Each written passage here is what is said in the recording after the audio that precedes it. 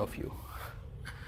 So I'm basically from Karnataka, and I've been staying in Delhi since 2008, and I'm associated with Vision IAS since last 6 years, and I have been guiding the students of UPSC since last 8 years. And my core area, geography, so which is, I would say, close to my heart. And other than this, environment and some current affairs.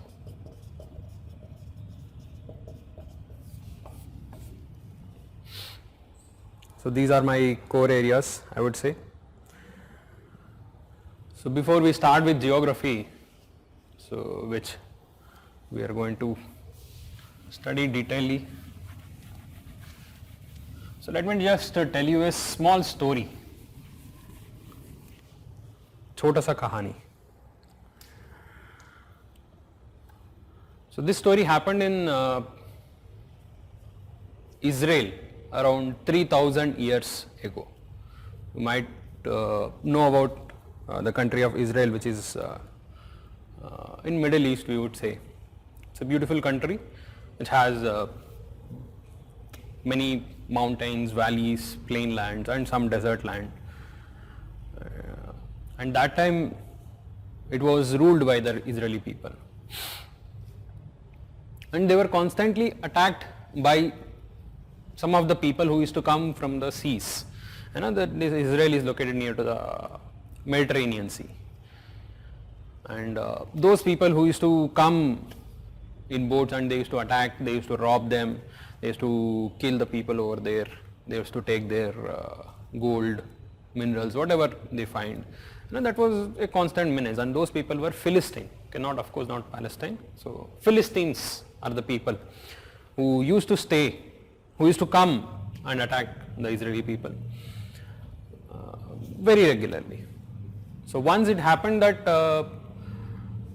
they had come with the intention of robbery, and they were moving towards the central area of Israel, and they had occupied one of the highland.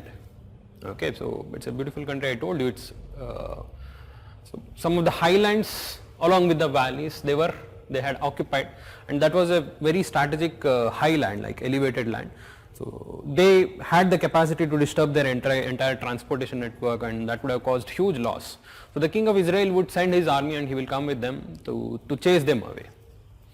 So what happens when they come near to these Philistine people? They see that they are strategically located in one of the highlands, and they had camped over there.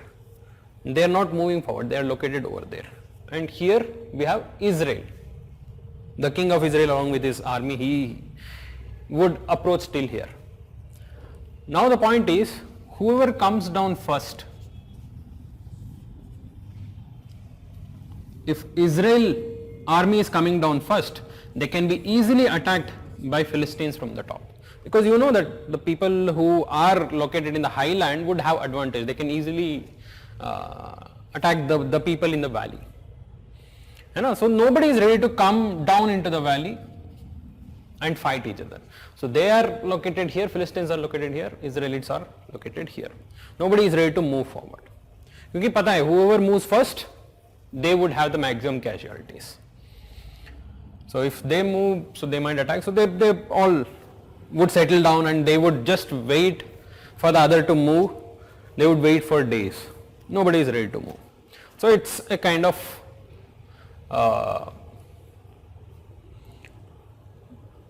situation which is difficult to solve.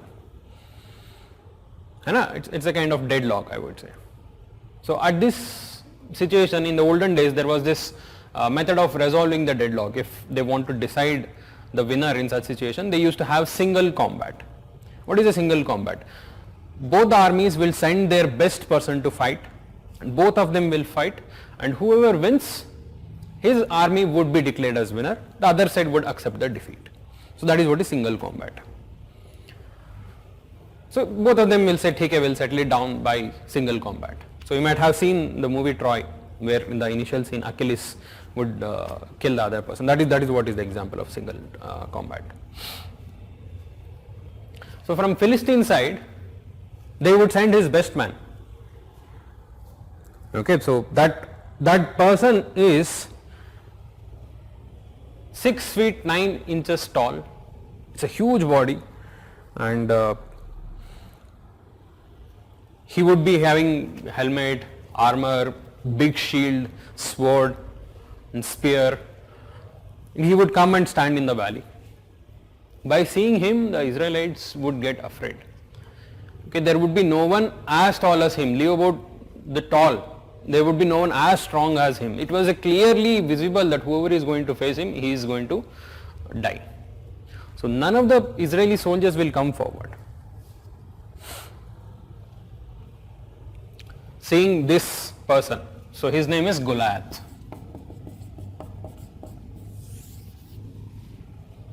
Seeing Goliath, nobody would come forward because he is so tall. So it's a kind of embarrassment for the king, and so at least he should send someone. Like he should send someone to fight, whether he is going to win or not. Okay, at least for the pride, somebody has to go and die over there. So nobody is ready to go. So at that situation, a small boy will come forward. Okay, he is actually a shepherd. You know, shepherd, one who raised the sheep. So he would have actually come over there to give food to his brothers who are in the army. He will see the situation. He was just 15 years old, and he will say, "Let me fight, sir. I'll go forward." So his name is David. So David will say, he will tell the king, "I'll go forward. I'll fight." The king will initially, he will say, "This is ridiculous. Like, you are just 15 years old boy. So you don't have the training of any kind of combat. So it is highly impossible, and I cannot send you." So, but he will say, "No, sir. I have the experience of defending my flock against the lions and wolves. So please let me go. I'll go." So he has no other option. So he'll say, "Okay, I'll send you." So he'll say, "You carry this shield. I'll give you. Take my sword. Okay, carry into the field and fight him." So David will say, "No, I don't want your shield or sword. So let me go in the way I want."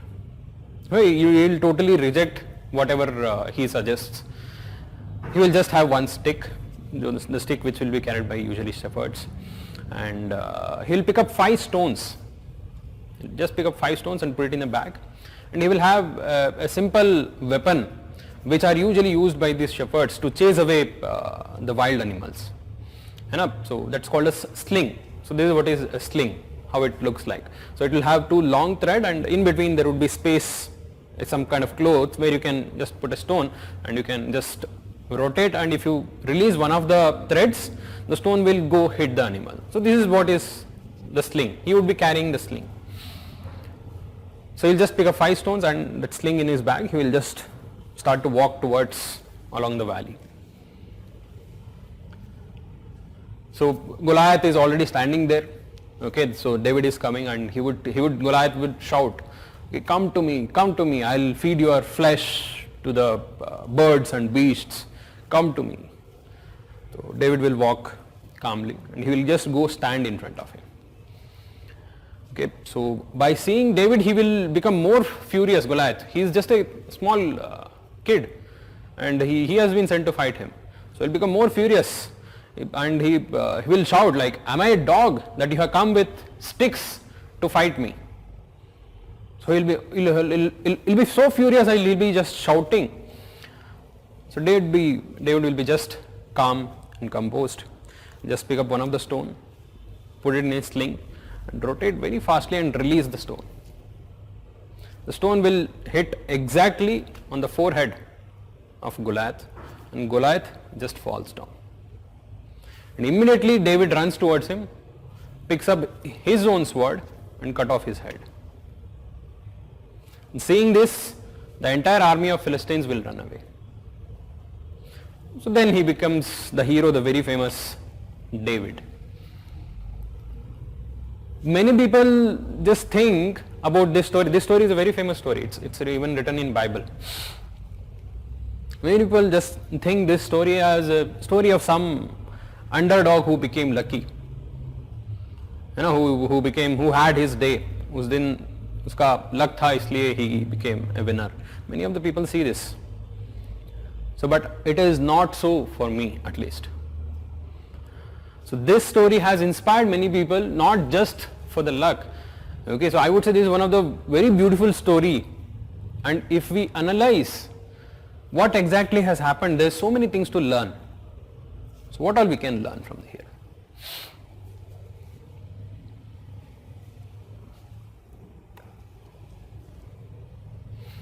The first thing,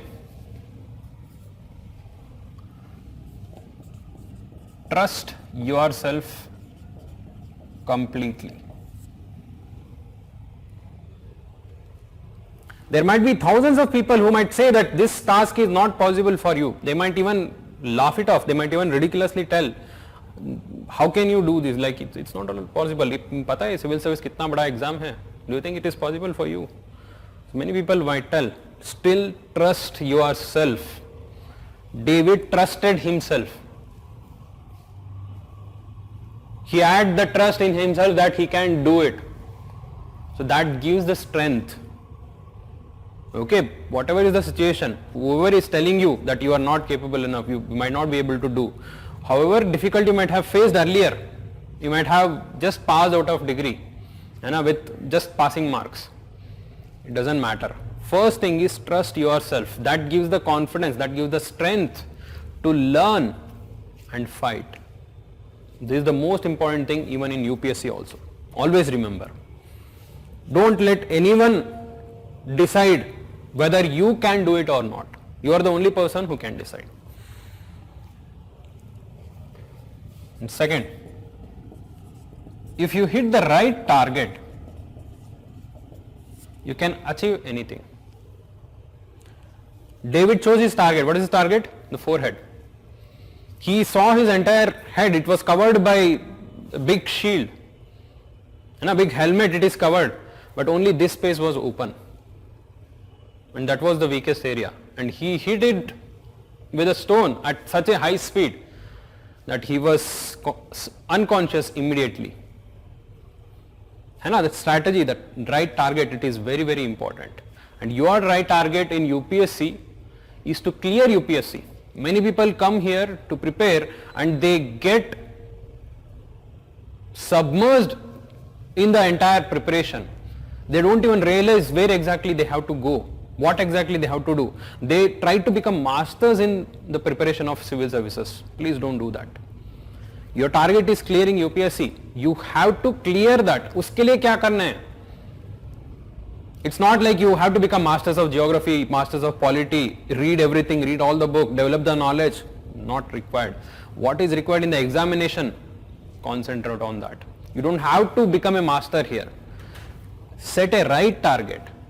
If you set a right target, you can clearly do this in your first attempt itself.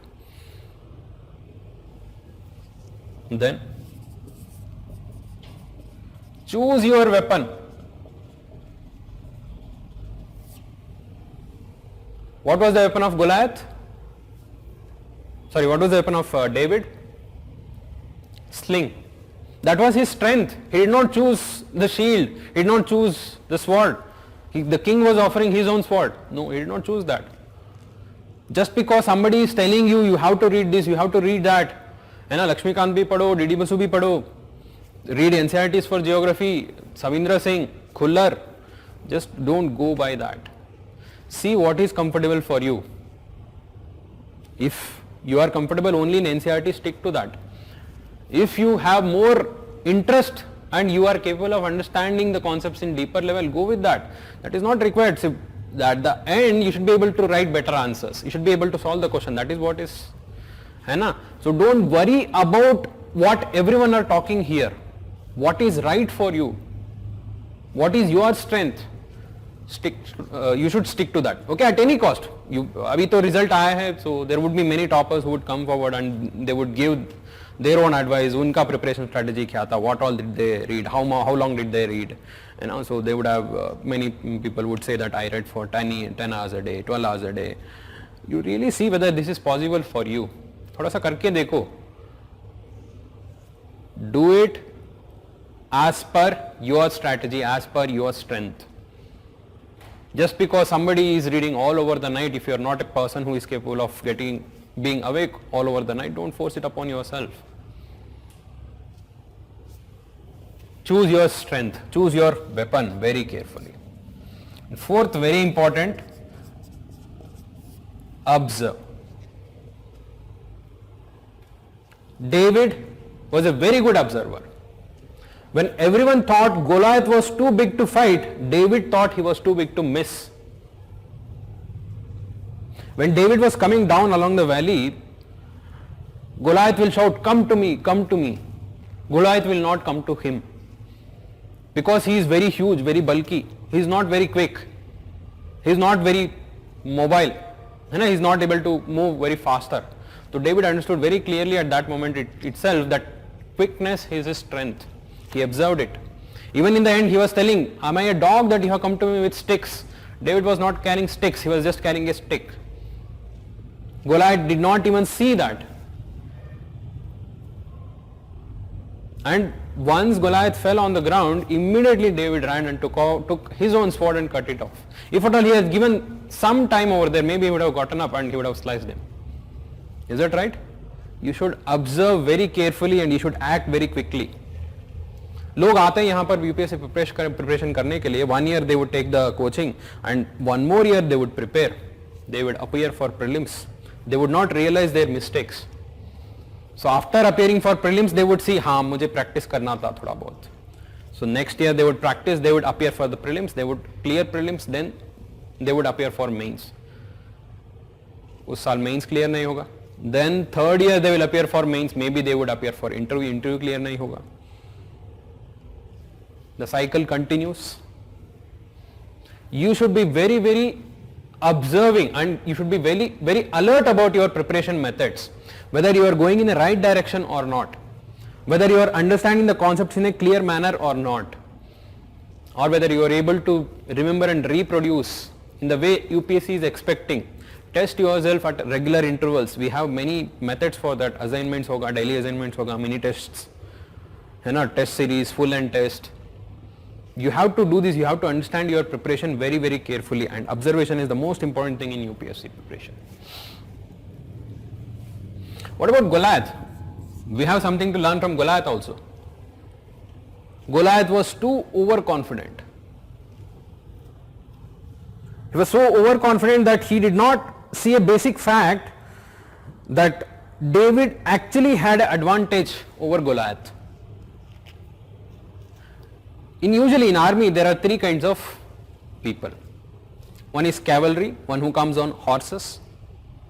Second one is infantry. Who is infantry? One who stands and fight.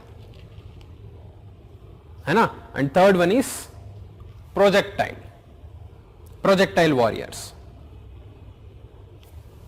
David was a projectile warrior in this scenario. Okay, so they would use the slings or they would hit it with bow and arrow from a distance. So who are they? Cavalry, then projectile. Infantry. Cavalry, infantry and projectile. So cavalry usually they have an advantage over infantry because they are very quick. These people are just standing. Infantry have an advantage over cavalry.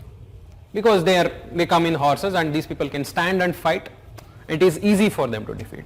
But projectile have an advantage over infantry because they are standing at a long distance and it is easy for them to target. And cavalry have an advantage over projectile because it will be difficult for them to target a person who is moving quickly. In this scenario, Goliath was an infantry. He was standing and fighting and he was expecting that David will also come like an infantry only. He will come with a sword and he will try to fight him. He was a projectile warrior. He had a clear advantage and Goliath did not see that.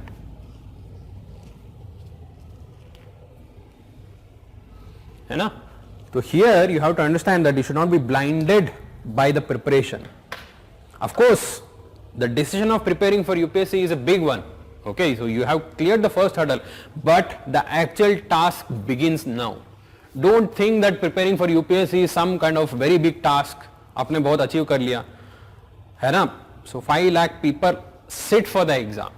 So there nearly 10 lakh people would apply. At least 5 lakh people would sit for the exam. In that, nearly 1 or 2 lakh people will take coaching. So just taking coaching मतलब prepare करने से तो it's not everything, right?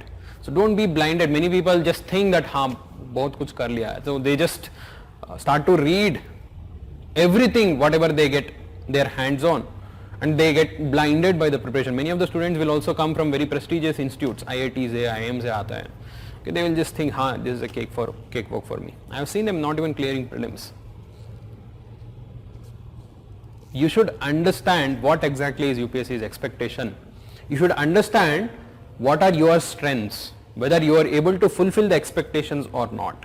Don't be blinded by your preparation. Don't be blinded by the overconfidence.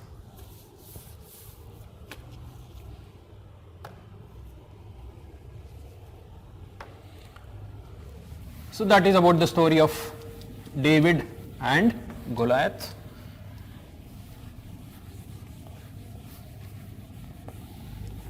So always try to be David in your preparation. Now, let's start with geography. So before we start with geography, so let me just see how many of you are good with geography. So just tell me in your queries, how many of you like geography and for what reason? How many of you don't like geography and for what reason? Or whatever is your opinion about geography, whether you feel it as difficult or easy. And let me see if you answer. Let me also get to know about you. Please type your response in the query section. So what do you think about geography? Is it difficult, easy, or the reason behind that?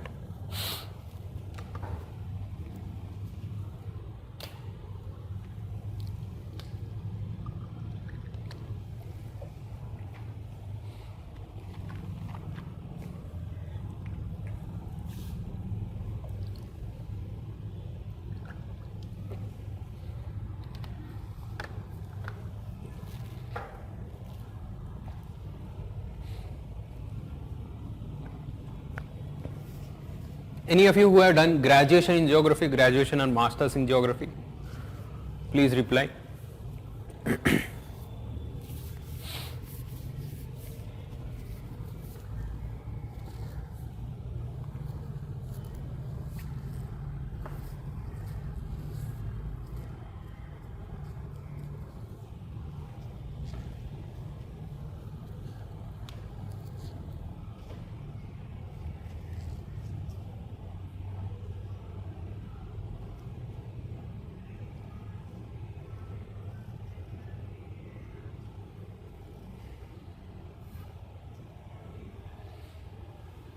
Because many of the students might not have read geography after their schoolings. They would have no idea at all about the geography. Let me just know what is the composition of the class. So any such students who have not at all read geography, there is no basic at all. कुछ भी idea नहीं है. You are totally fresh, or any of you have tried reading and you have found difficulty, or any of you have already read and they are good with geography. So whatever is your response, you type in over there.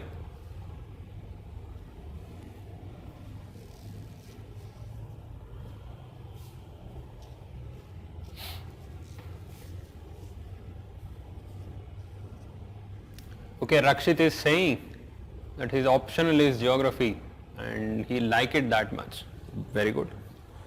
Very good.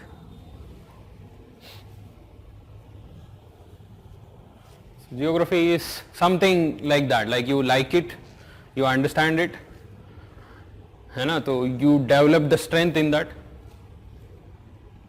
and it really is fascinating for many people to read and know about geography.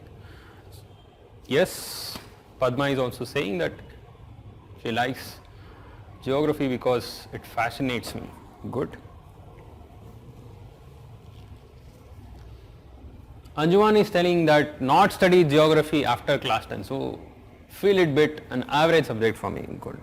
ठीक है, it's fine. So we have many engineers. I hope there would be many engineers who are not at all have read geography at all after 10 standard. So I understand them.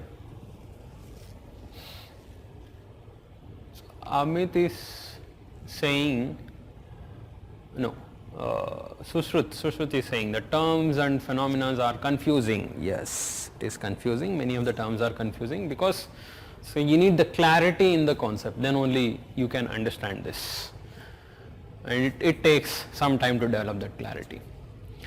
So Mayank is saying that I like it because it connects me from the world in a practical manner. Very good, very good. I would say that is the approach everyone should follow. So because geography is something which we see everywhere, right? Like if you try to connect with the practicality, that is the best way of reading geography. Good. Arpit is saying Indian geography seems to be more factual. Yes, even I agree on that. So particularly if you, even the students who have optional for geography, so questions to dekhna chahiye. So the questions would be more factual kind of thing. Lakshya is saying that geography is interesting because of international relations. Good. So even in international relations also you need to understand the geography. We call it as geopolitics. To understand geography you should know about so understand international relations. Yes. Abhishek is saying that he studied only up to class 10. Fine. So I assume that the class is mix of few people who are very interested to learn geography and a few people who are just beginners, and overall Rohit is saying overall interesting but not interested in some parts. Okay. Fine. Cool. Fine. We have many of the students who are just beginning. So I'll keep all these things in mind when I try to teach. So usually I start from the basics. Then I will take you to the advanced level so that it will be easy for all of you. For the people who are who have read geography to some extent, please bear with me in the beginning class. So you might feel it as a bit slow. So but we have to go together. You might know about the Council of Ministers. Who is Council of Minister? Council of Ministers swims together or sings together. So we are also something like that. As a class we should go together. And don't think that UPSC में competition है बहुत ज़्यादा तो we should have our advantage. Please, sharing increases your knowledge. Okay, keep that in mind. So we should always try to move together. So when you share something with the other person who is preparing along with you, he will have many more things to share back.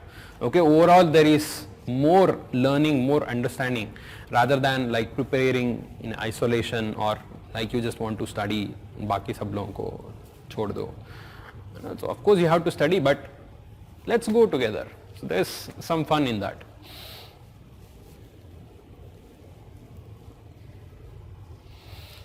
Okay, overall I understand this, that many students are there who are beginners and many are there the average, and few of there who are already have read and understood many of the concepts. Now what is geography? The basics. What is the meaning of geography? Geography का मतलब क्या है?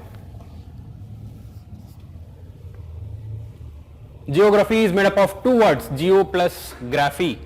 That means graphy means description, geo means earth. It describes earth. Is that right?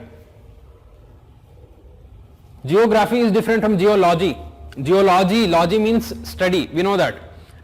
In geology we are going to study the technical aspects, particularly of the earth's layer and the interior, the rocks. That is what is geology. But geography is description. We are going to describe. What are we going to describe? What are the things which will be covered under geography? क्या क्या होता है? Let's just see that. I'm talking in general about the subject of geography.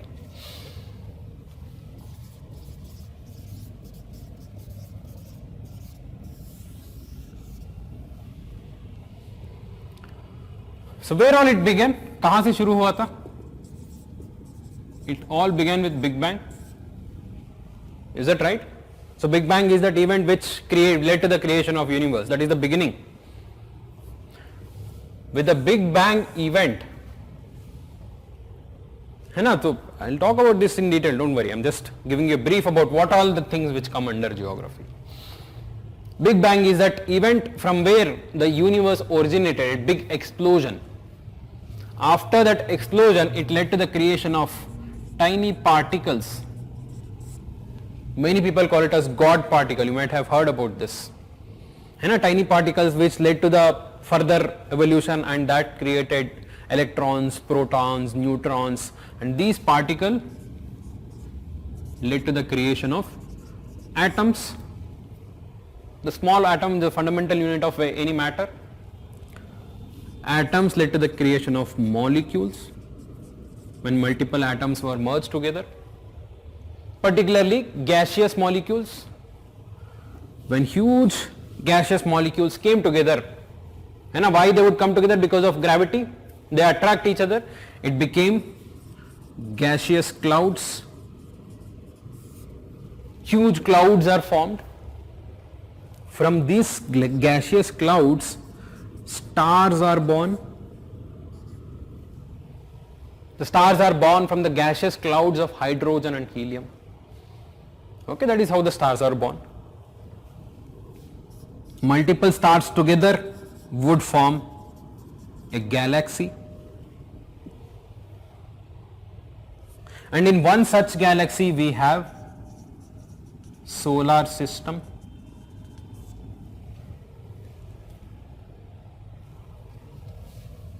And among the many planets of solar system, we have Earth. So what all is there on the Earth? Kya kya hai? We have the land surface, the land which we see. Plain land, plateau land, mountainous land. The land surface, we call it as lithosphere. The part of the earth which is covering the outer layer, which we would say, that is land. We call it as lithosphere. Earth is also surrounded by gas. Complete gas surrounds the earth. We call it as atmosphere. And the water portion is called as hydrosphere, where it would cover the rivers, oceans, lakes, everything would come under hydrosphere. The interaction of lithosphere, atmosphere and hydrosphere, where the life exists, is called as biosphere. Biosphere is that region where the interaction of lithosphere and atmosphere and hydrosphere, the land, the gaseous elements and the water, would interact together to create an environment suitable for the life to exist. That is what we call it as biosphere. And this is all the physical aspects of the earth, and the physical aspects which we would say. और क्या है? Other than physical aspects, we have economic aspects also related to the earth. What are the economic aspects related to the earth? We make use of the resources available on the earth, and we try to produce the things for our own use. What all would be there in economic aspect? Agriculture, you would say mining, industries, infrastructure, services. These are the economic aspects. We have human aspects also. Human aspects is related to the life of human beings. क्या क्या है इसके अंदर? We have this population. the entire human population, their culture, language, settlements. What is the meaning of settlements? The way we construct the buildings, we build the cities, towns, villages, that is what we call it as settlements. This is economic aspect, this is human aspect, this is physical aspect. Is there anything else? We have environmental aspect also. I am telling you what are the things which comes under geography. कहाँ से कहाँ तक है? If we are talking about geography, it's not only about the description of earth. It includes everything of this. It includes the environmental aspect also. Environmental aspect is the way we interact with our environment and the other species. Our environment is the place, the surrounding us, how we are living over there. The other species, our interaction with that. The plant species, animal species, which we also call it as ecosystem. And the issues related to environment such as pollution, global warming, sustainable development, the way we should live with the environment, all of these are the aspects related to geography. Starting from here, the things which are related to the space. So usually we study it as a part of cosmology. Conventionally, it is not part of geography. But to understand geography, this is necessary. So in geography, before we start with the core part of geography, I will give you a brief information about the cosmology. Only to that extent how much it is required for geography. I am not going to go into detail because this will be dealt separately in your science and tech. This part you have separate subject itself in UPSC. Environment and ecology, that will be dealt separately, separate classes will be there. Everything related to ecosystem, pollution and all. So in our class of geography, we are going to read the physical aspects of the earth, economic aspects of the earth, as well as the human aspects of the earth. This is called as physical geography, this is called as economic geography, and this is called as human geography. In physical geography, we are going to read about the land, about the lithosphere, which we call it as geomorphology. When we read about the atmosphere, we call it as climatology. About the water, oceanography. About biosphere, biogeography.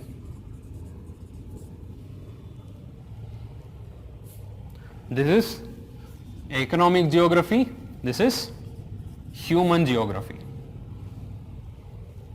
Remember, in physical geography there are 4 units: geomorphology, climatology, oceanography, biogeography. In economic geography, we are going to read about the different economic aspects like resources, agriculture, industry, transportation, communication. So this is what is your economic geography. And human geography is about the things related to human population, the races, tribes, the languages, the settlements.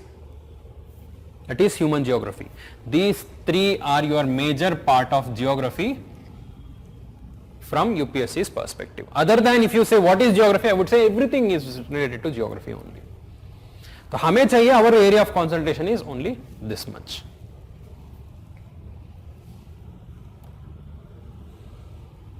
So let me just show you what exactly is given in UPSC syllabus. This is the screenshot from the prelim syllabus. You should always see what exactly is UPSC telling. Syllabus which is given in the notification is the direct communication between you and UPSC. Where exactly it is given that you have to prepare for geography? It is in syllabus. Syllabus is the most important aspect, and ये भी आप directly notification में पढ़ो. Don't take some syllabus book in the market and try to read. So who knows, they might have omitted some lines. Each and every line in the syllabus is very, very crucial. Okay, I'll give you a simple example.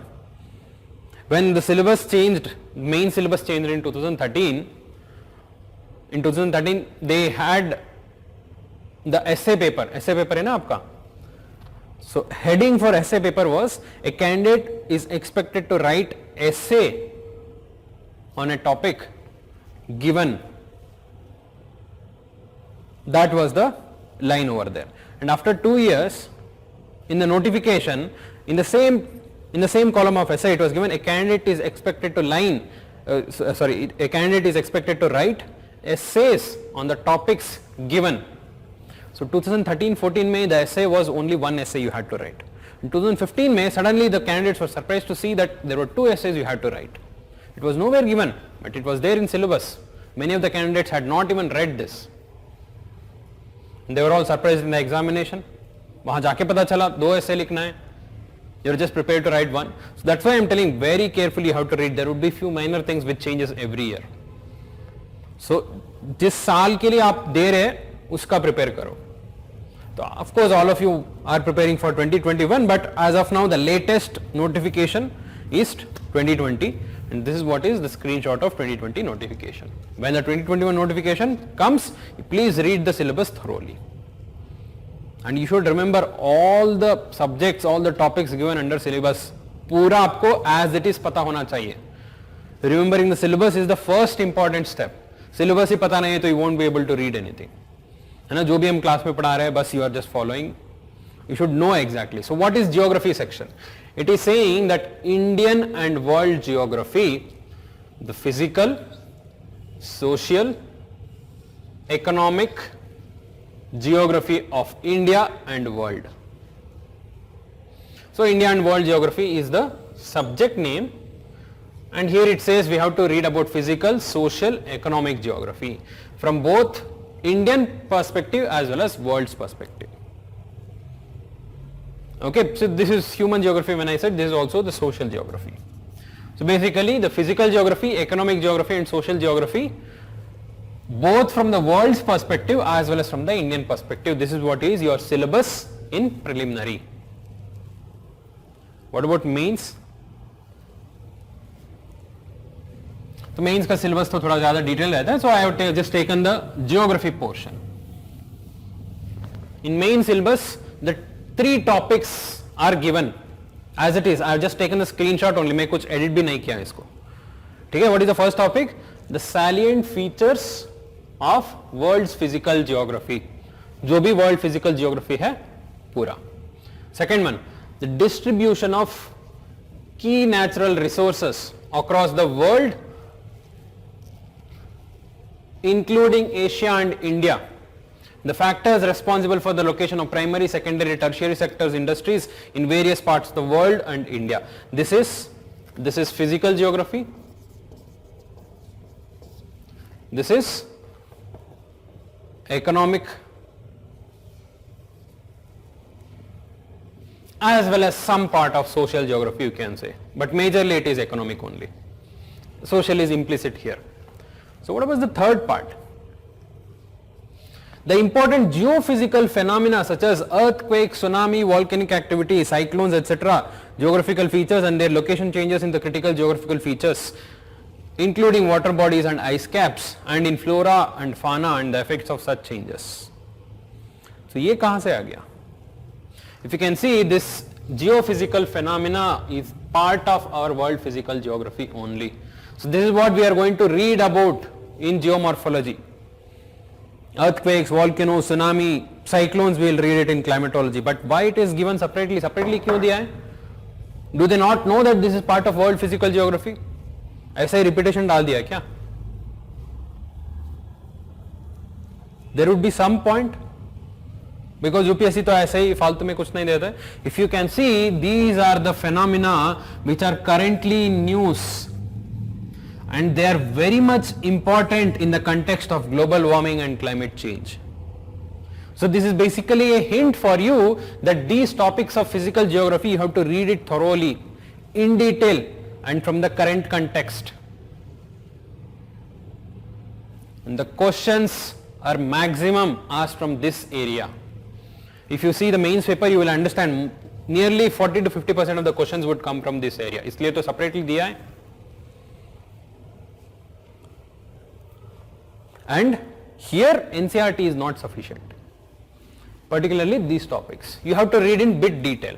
Okay, 2 years before there was a question on mantle plumes. What are mantle plumes? It is not given in NCERT. So everyone were thinking ऐसे कैसे हो गया, mantle plume तो इतना depth question है, तो general studies में पूछ लिया है. तो सिलेबस तो देखो ना एक बार.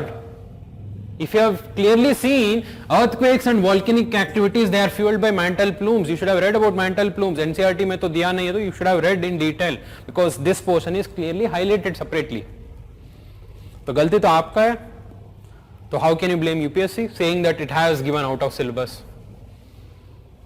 नहीं है ना? So don't worry, these parts I'll cover it in detail in the class. So other than the geography portion mentioned in the syllabus of both prelims and mains, there are few other parts in both prelims and mains which are related to geography, even though they are not directly asked. So one thing is general issues on environmental ecology, biodiversity and climate change that do not require subject specialization. This is what is environment and ecology. So this is also related to geography. To understand environment, you need the understanding of geography. And now why certain species is available only in that region? Because it is related to the climate, vegetation, soil conditions. है ना? To understand environment in a thorough manner, geography knowledge is very, very important. It makes it easier. Otherwise environment become very factual. So here your geography will be helpful. Second one, in mains, third paper, if you know about the third paper which covers economics, science and technology and all. So we have a topic, the major cropping pattern in the various parts of the country, different types of irrigation systems, transport, marketing of agriculture produce and issues related to constraints, e-technology in the aid of farmer.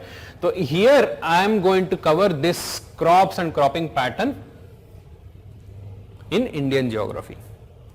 Okay, in agriculture we are going to see that in detail. So this is paper 3, and again here there is some part of infrastructure, energy, ports, road, airports, railways and all. I am going to cover these from the geography context. From the economics context you have to read it separately. Okay, this will be dealt separately from economics. And ये तो environment तो पता है, conservation, environmental pollution, degradation, I had already told you have to do that. And most importantly disaster management are all related to geography. Whether it is earthquake, volcanic activity, tsunami, floods, drought, everything is related to geography. Geography knowledge is very, very important in understanding them.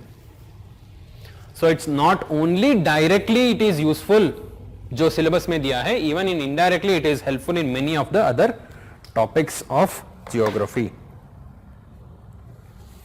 So combining the syllabus, what is required in the actual geography and the other portion, I have made this as your entire geography which I will be teaching in the class.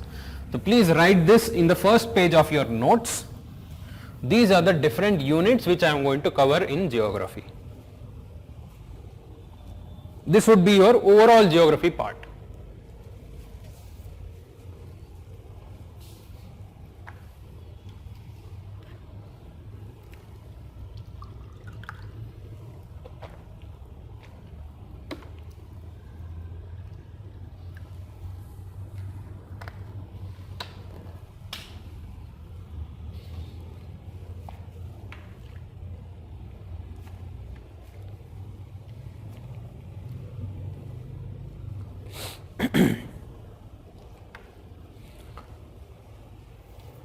I have divided the entire geography into 3 major parts.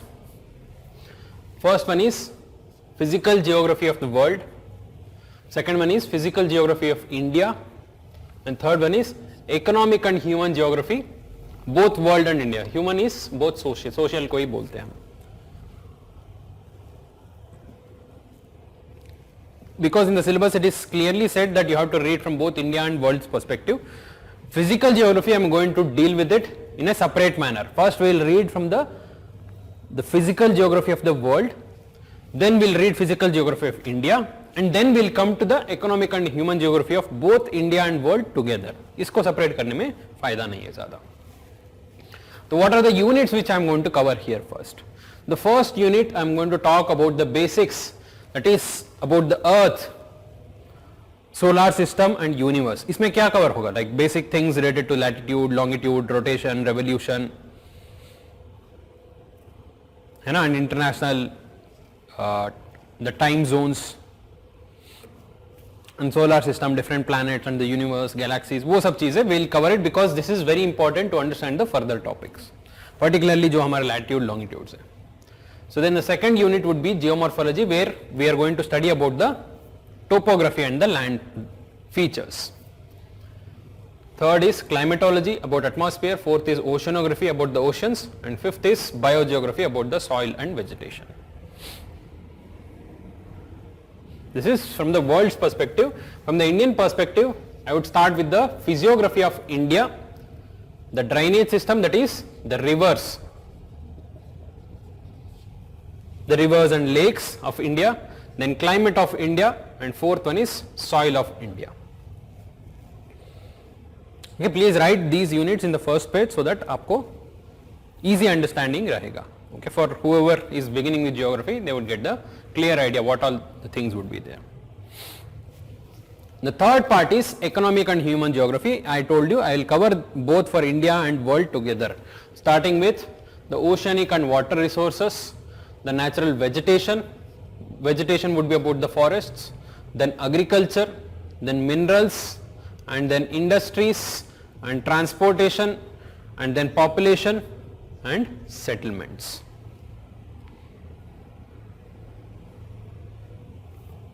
Map location, I have written it in the last, but that is the most important in the entire geography section, and I am not going to cover this separately. कि usually people think that mapping का एक दो class कर लेते, where I will just tell you the location, you will just mark and you will just by heart. वो तो होगा नहीं.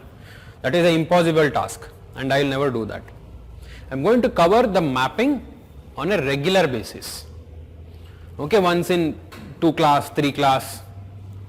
At the end of the class, in the last half an hour, I will take up map. Okay, and that too I will cover separate topics.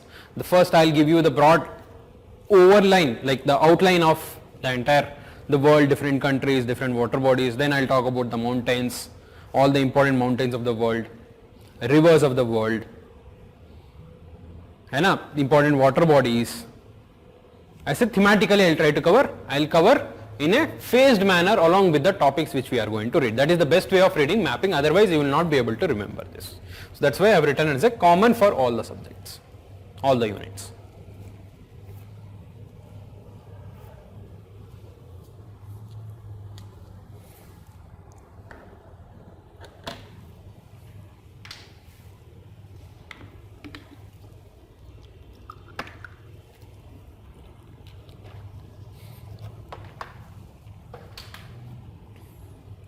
Dhananjay is asking what are the material we need to refer. Please hold on to this. I will tell you. Okay, I will tell you in detail about कैसे पढ़ना है, क्या पढ़ना है. So these are the units which I am going to cover. Okay, first one कौन सा है? Earth, solar system, universe. Then I will come to geomorphology. So let me just show you the analysis of previous papers so that you would get the overall idea. हम कितना weightage देना है. So how much importance you should give for geography. एक पूरा idea आ जाएगा आपको.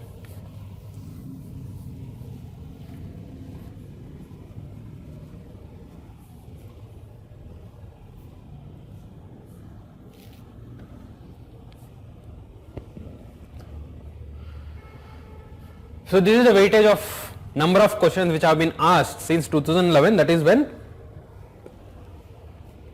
the syllabus, prelim syllabus changed. उसके पहले था optional in prelims, 2009, 2010, so that time even when we had given.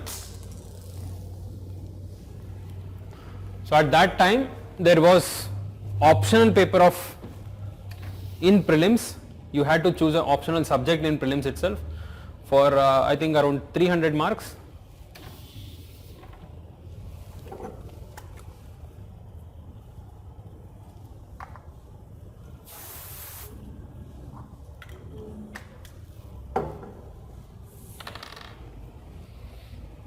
And 150 marks geography था, तो maximum scoring तो optional में हो रहा था. So in 2011 the syllabus changed when they introduced CSAT. So since then, like general studies is 100 questions paper 1. So in that you can see the weightage of geography from 2011 to 2019. So the highest number of questions from geography you can see there are 20 in 2013, and up to 2015 good number of questions were asked. यहाँ पर 18, then here it is 16, here it is 14. But after 2015, from 2016 the number of questions in geography has reduced. If you understand one thing, UPSC always change the trend after few years. यहाँ पर there the weightage was too high, then the weightage was too low. So 2020 and 2021, either in 2020 or the 2021, it is expected to go high. And UPSC always gives preference to few subjects every year. Okay, last year paper if you had seen environment, there were too many questions, and here I think history there were too many questions, here polity there were too many questions. Geography is pending for a long time. आने वाला है अभी. So even though the questions of geography is around average in the last 4 years, but if you take the last 9 years of average, like you can expect up to 15 questions out of 100 in prelims. What about mains?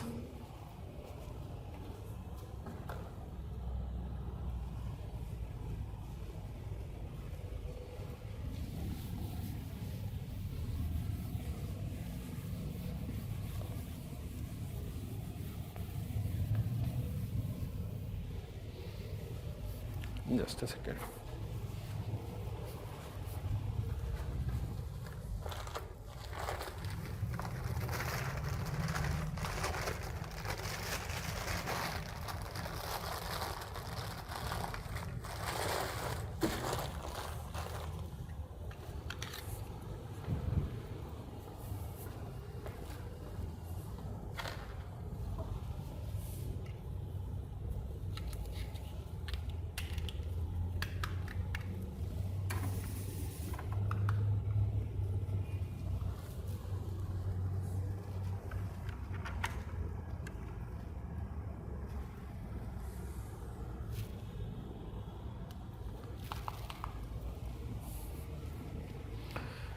In mains you can see since 2013 when the syllabus changed, the number of questions of geography in GS1 has been consistently around 100. Maximum it has gone up to 115 and minimum it is 75. Okay, average if you take 95 on an average.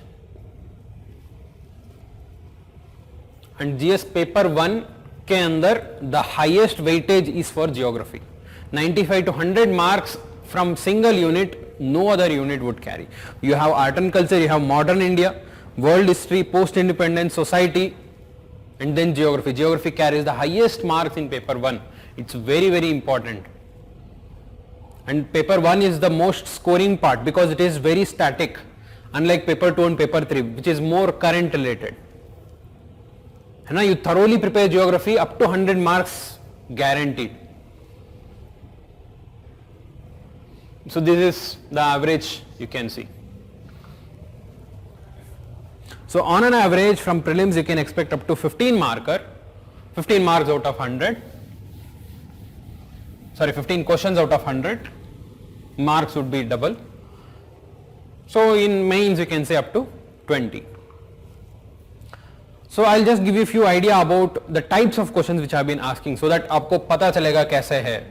So it's very important that you see the previous papers before you understand, before you start preparing geography.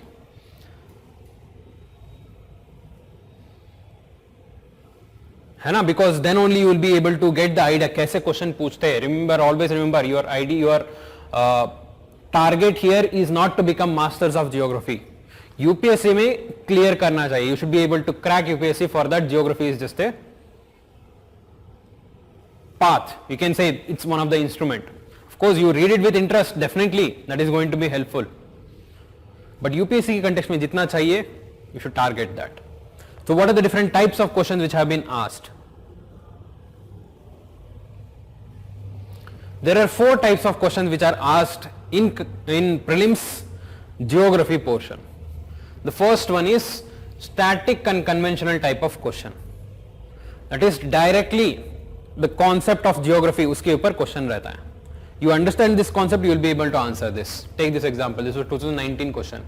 On 21st of June, the sun does not set below the horizon at Arctic Circle, sun does not set below the horizon at Antarctic Circle, or the sun shines vertically overhead at noon on the equator, or shines vertically overhead the Tropic of Capricorn.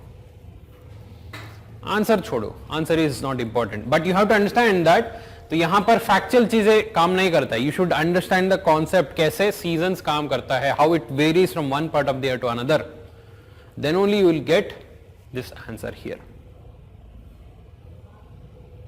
Conceptual understanding, that is what I would say static and conventional. Second one is current affairs based question. Okay, example you can see with reference to Indian Ocean dipole sometimes mentioned in the news. While forecasting of Indian monsoon, consider the following statement. It talks about IOD phenomena.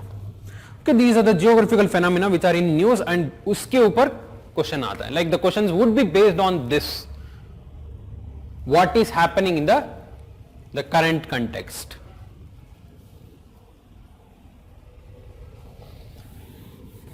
So these are 2 types of questions. We have 2 more type of questions in prelims. One is static location based, another one is current location based. Yes, in prelims 50% of the questions would be location based, either static or current related. Static में क्या होगा? Like you can see, among the following cities, which one lies on the longitude closest to that of Delhi? Bangalore, Hyderabad, Nagpur, Pune. So this is like static location based. Atlas के ऊपर question है, mapping के ऊपर question है. Now you have done thoroughly the mapping and atlas, you will be able to answer this. This is not current related. This is current related. You can see the region sometimes mentioned in the news and country. Catalonia is in which country, Crimea is in which country, Mindanao, Oromia, whether they are correctly matched or not. This is totally the locations related to current affairs.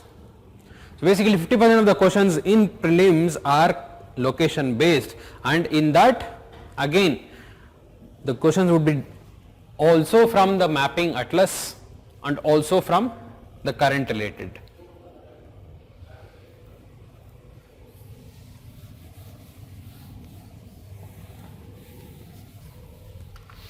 Mains. Mains questions would be again of 4 types. One is static and basic. Static and basic का मतलब है like it's a conventional concept of geography and the answer you can find directly from the books. Directly from your notes you will find the answer. This define mantle plumes and explain its role in the plate tectonics. 2018 का question. You just have to know the concept of mantle plumes and the plate tectonics and the correlation. This is straight away from the books. You have read this in the notes, you can directly write the answer. Second one is static and applied. This is, even though this is a static question, but you won't get the answers anywhere in the textbook. You should write the answers based on whatever you had read and understood in the class or during your studies. Okay, you can see how far do you agree that the behavior of Indian monsoon has been changing due to humanizing landscape. Discuss. If you see any of the textbook, none of the textbook would cover this question.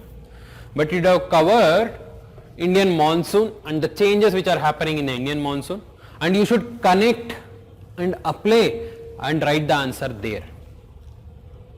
You should create the answer there.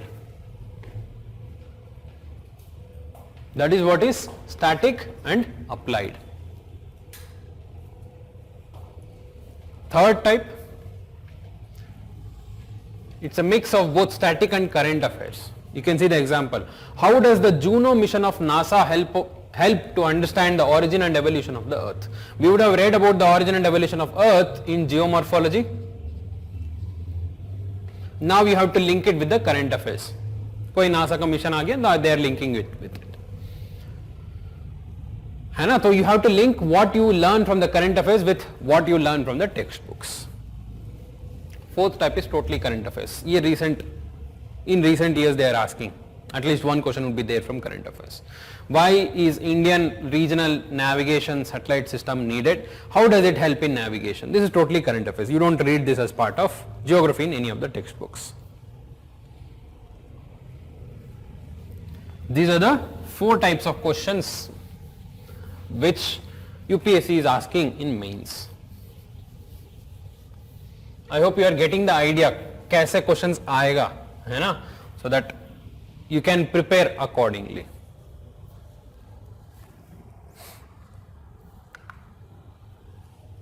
So in this PPT I have given you the link for the complete analysis of 10 years of prelims and last 6 years of mains.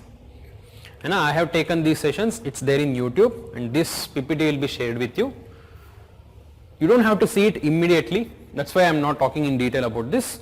So let's understand the basics of geography, thoda sa classes hone do, then you will get the better answer, better understanding of this. If any of you have started your preparation optional के लिए या थोड़ा सा geography कर लिया, then you can watch this whenever you get time. Fine, and each video is about 3 hours होगा I guess, and mains का भी ऐसे है, this one 2014 to 18 and 2019 का है.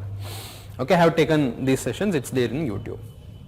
You can see these links in the PPT which will be shared with you later. Okay, see it later, you don't have to see this immediately.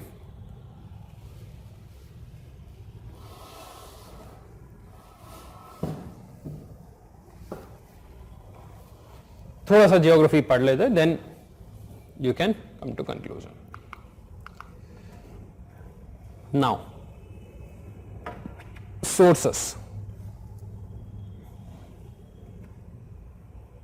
क्या क्या पढ़ना है, कहाँ से पढ़ना है ना? One of the student had also asked, what are the sources which you have to refer?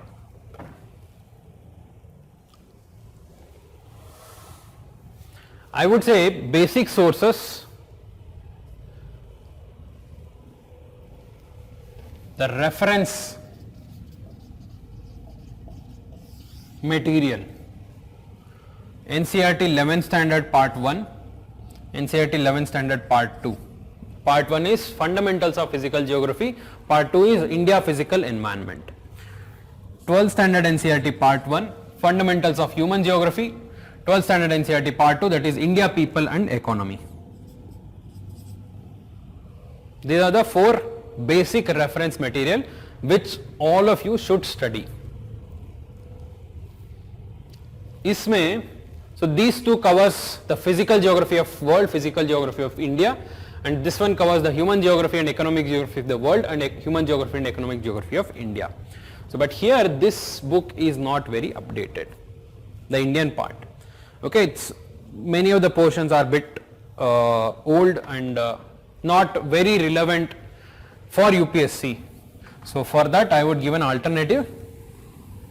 The total geography 10th standard ICS syllabus का है total geography. This covers the Indian portion of economic and human. Agriculture, resources, industries, transportation, population. You can read from here, Indian geography portion ka. I am giving you this as an alternative to 12th standard part 2.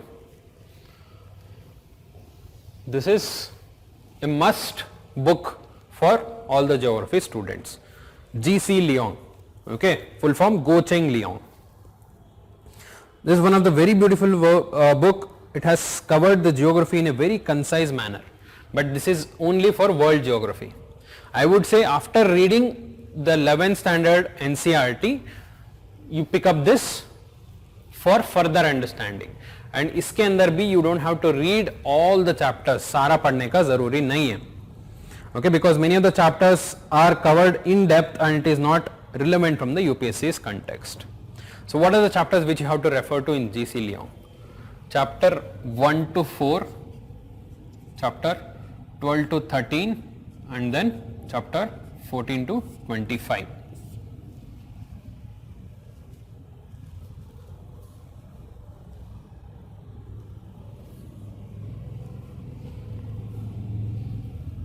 Okay, 12, 13, 14 भी मान लो यहाँ पर, and I have put it 15 to 25 separately. So this covers the basics of geomorphology, and here it is climatology as well as oceanography, and 15 to 25 is very beautiful chapters, and very beautifully it has given the correlation of climatology, the different climatic conditions of the world with the other factors, other things of the geography. How climate is related to agriculture, how climate is related to the economic development. It's very beautifully explained, chapter 15 to 25. First read these chapters, then you come to them. It gives you a very good understanding of climatology. This is GC Lyon. So I am telling you don't have to read in detail from 5 to 11. वो थोड़ा सा ज़्यादा in depth है and UPSC के लिए उतना ज़रूरी नहीं है, particularly which covers the landforms. है ना, different types of landforms. उसके लिए different chapters have been given, so that in depth is not required.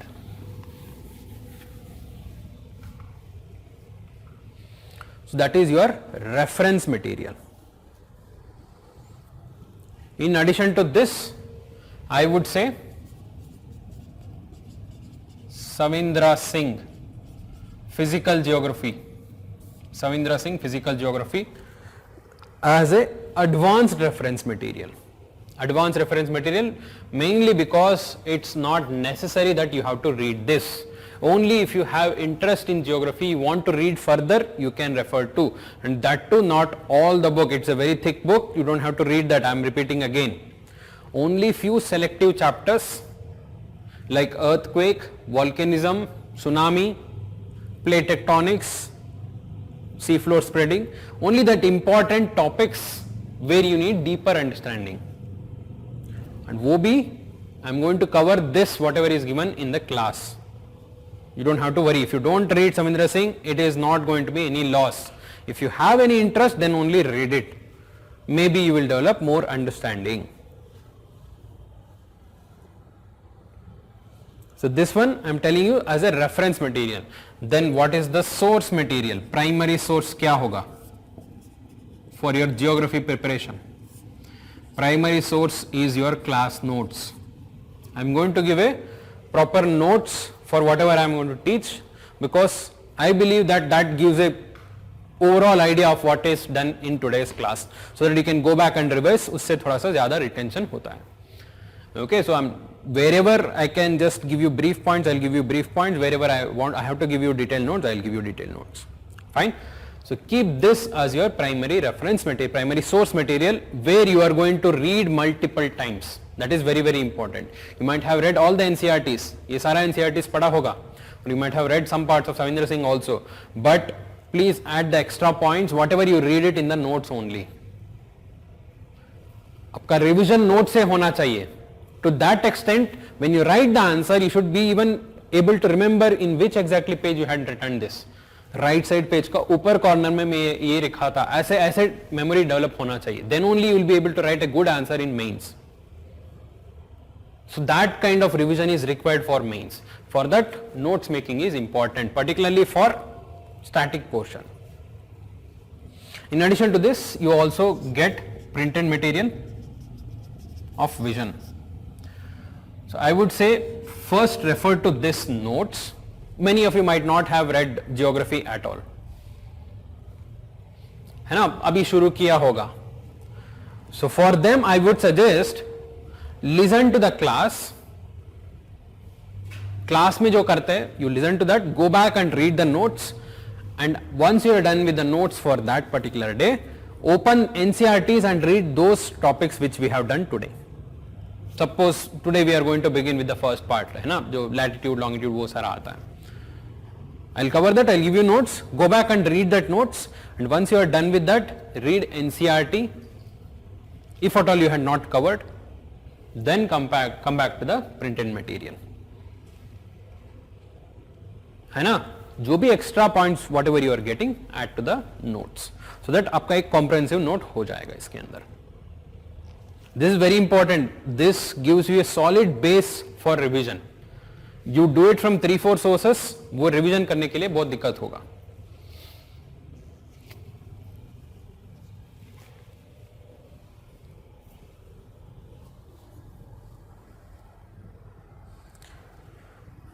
Fine. If at all you have read NCERTs and GC Leong already, I would say go back and revise from the notes and read the printed material.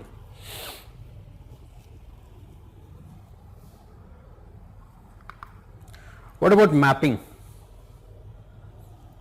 I told you 50% of the question from prelims would be mapping, and mains के लिए भी mapping is important, where you have to write different maps and different examples of different locations. वो सारा लिखना आपको जरूरी है.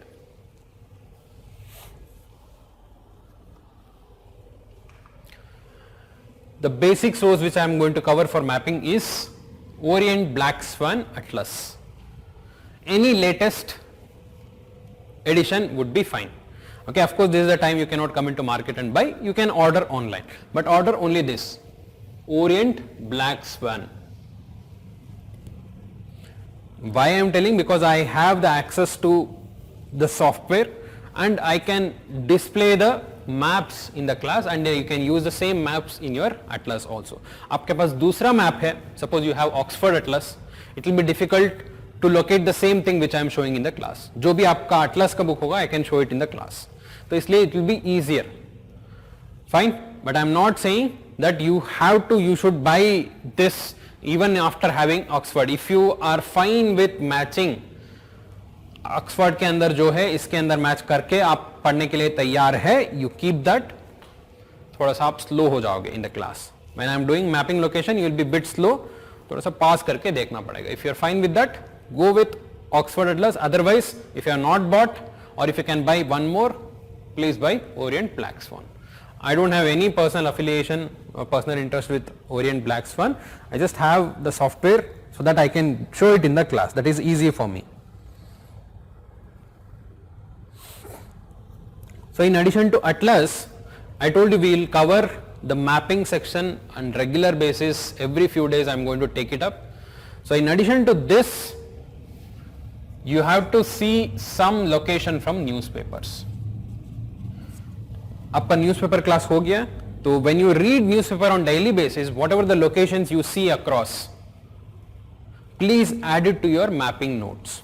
Mapping notes हो सकता है तो keep a separate notes for mapping locations. Anyway, you will have a notes for geography, the classroom. Either if you have a big notes, write it from the end, all the mapping location at one location, or you want to keep a small note especially for geography, that is also good, but please maintain it. Okay, please maintain a separate note, because mapping is very, very volatile. You have to revise it multiple times, then only you will be able to see it. And in that note, whatever we are going to cover, you write it. In addition to that, whatever you read on daily basis, newspaper mein jo bhi location, whatever it comes to you are reading, please add that extra information in that mapping notes. Fine. So we will do mapping in detail. Don't worry, you will see that.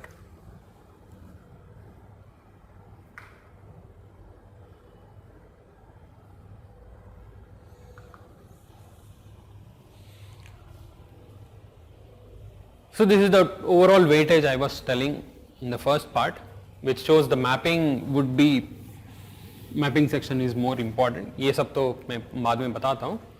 So now generally how to approach geography, if you ask me.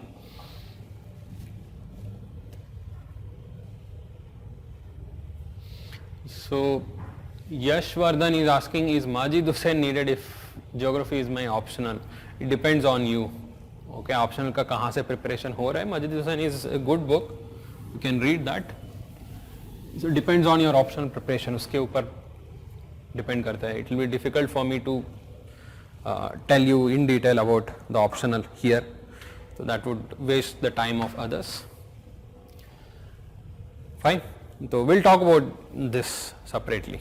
Okay. So either you ask a query to our batch coordinator or send a mail. I'll talk about this.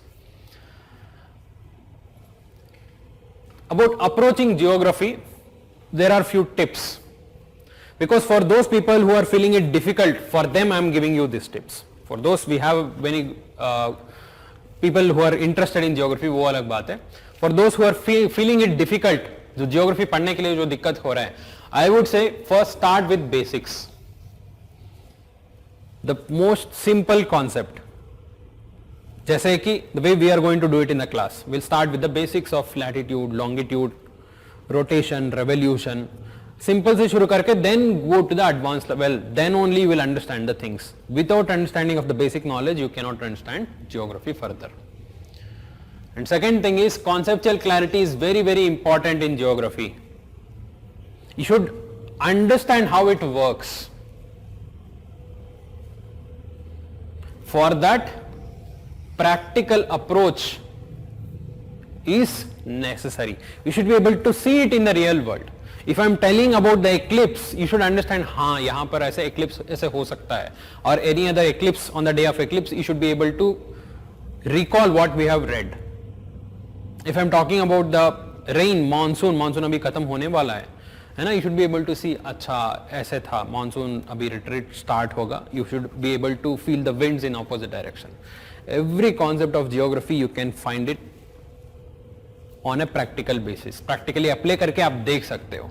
That is the most important aspect. If you find that connection, geography will be easier. Understand the concepts, apply in reality, then only you will be able to see it. And all the topics of geography can be applied in reality. You can see it by yourself. Then you try to remember the facts and information. तब easy रहेगा.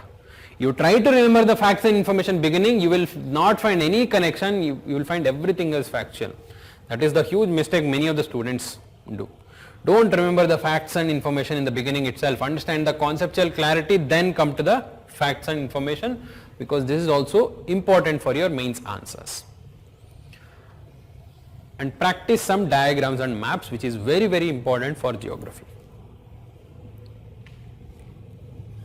In mains particularly, the evaluator expects you to write the diagrams. He expects you to write the maps. If you don't write diagrams and maps in geography, marks will be deducted. It's not like extra mark there. There would be special marks dedicated for diagrams and maps here. And it also makes your answer beautiful, interesting. Please practice. I am going to show all the diagrams and maps in the class. First thing, then and there write that diagrams and maps in your notes. Don't leave space and बाद में लिखते गए, वो सब मत करो. जितना हो सके, if it is a bit complex diagram, you leave space and write it later, but maximum effort should be made to write the diagrams then and there. First practice हो जाएगा. Second, at the end of the day when you are going to revise what we have taught on that day, practice in a blank sheet separately. So that आपका immediately तब भी practice हो जाएगा. You keep postponing, you will see that हाँ मैं सारा एक ही बार मिला के practice करता हूँ, कभी नहीं होगा UPSC में. That is very, very important in geography answers. And connect with current affairs also, particularly prelims, locations, and mains, economic and human geography. Current affairs is very, very important. You should be able to connect. So then geography will be easier, interesting,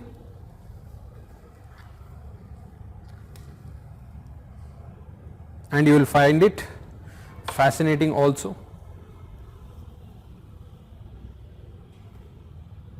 So this question is the best example to show you that you should connect practically whatever you read. ये UPSC का ही question है.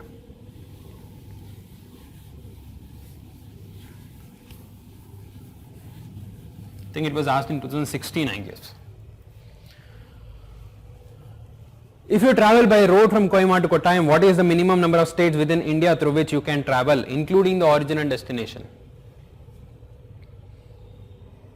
You won't be able to answer this just by remembering the facts, by remembering how many states are there in India, by remembering what are the bordering states, वो तो होगा ही नहीं. You should be able to understand it. You should be able to picturize in your mind. हाँ इस तरफ in the eastern side we have the northeast, in the western side we have the western states of Gujarat, Rajasthan. Northern states would be Haryana, Punjab, है ना, southern states, Andhra Pradesh, Karnataka, Tamil Nadu. You should be able to picturize that, and you should be able to see the states by yourself. If I am saying Kohima to Kottayam, where exactly is Kohima? Kohima is in Nagaland, Kottayam is in Kerala. Which is the shortest route? You should be able to see by yourself. Okay, from Nagaland you can directly come to Assam, Assam to you can come to West Bengal, West Bengal to Odisha, Odisha to Andhra Pradesh, Andhra Pradesh to Karnataka, and then Kerala. Then only you will be able to answer this. I am telling you, this is how you have to think. And particularly in mapping, the pictorial memory is very, very important. You should be able to picturize that. How many of you have a big map, big atlas, India map and world map in your room? I hope all of you would have. That is the first thing which we would do when we start our preparation. Market जाके पहले बात यही करते हैं, and we will post it on the wall. But how many of you see it on daily basis? Tell me honestly. Very few. Very few. Please see it on daily basis. You want to develop interest in geography, you want to score more in geography, optional log जो है, see it on daily basis. Try to imagine, close your eyes and imagine in which part, which location is there. And how they are located. Bangalore and Delhi is almost straight line. वही तो question था. The longitude closest to Delhi passes through other city. How would you answer this question? By using pictorial memory. You cannot remember everything in geography. Fine. So that is important.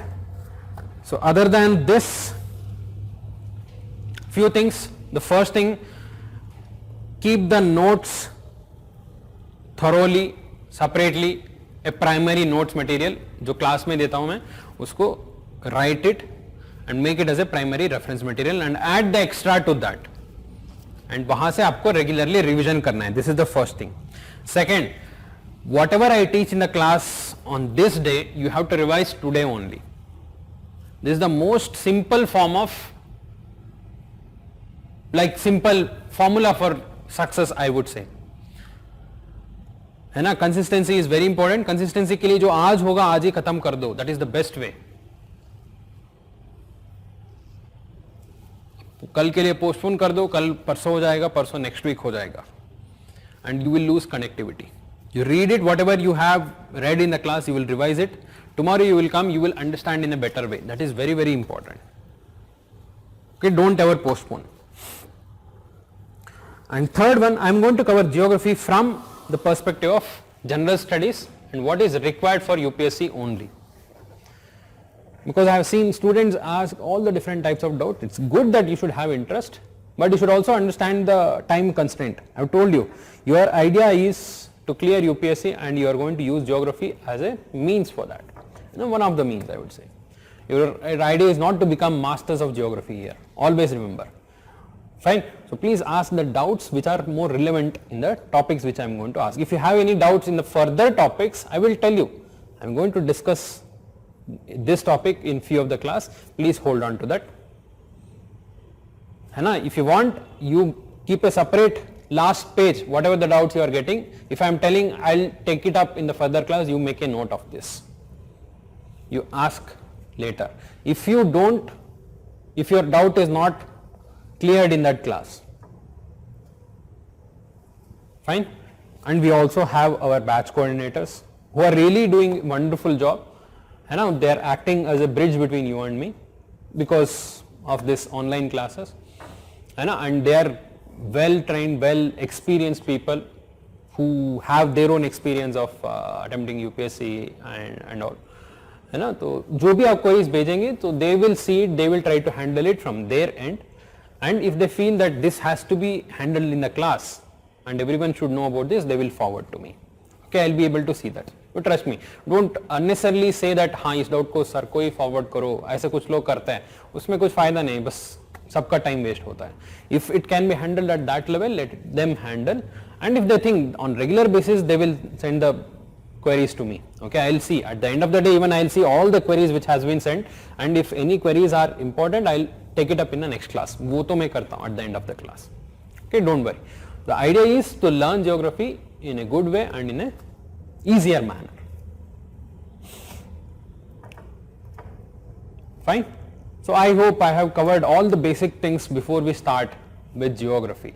So if you have anything else to ask other than the subject, you please ask. Anything you want to ask. I hope I have covered starting from analysis to the brief introduction of the subject. Any queries?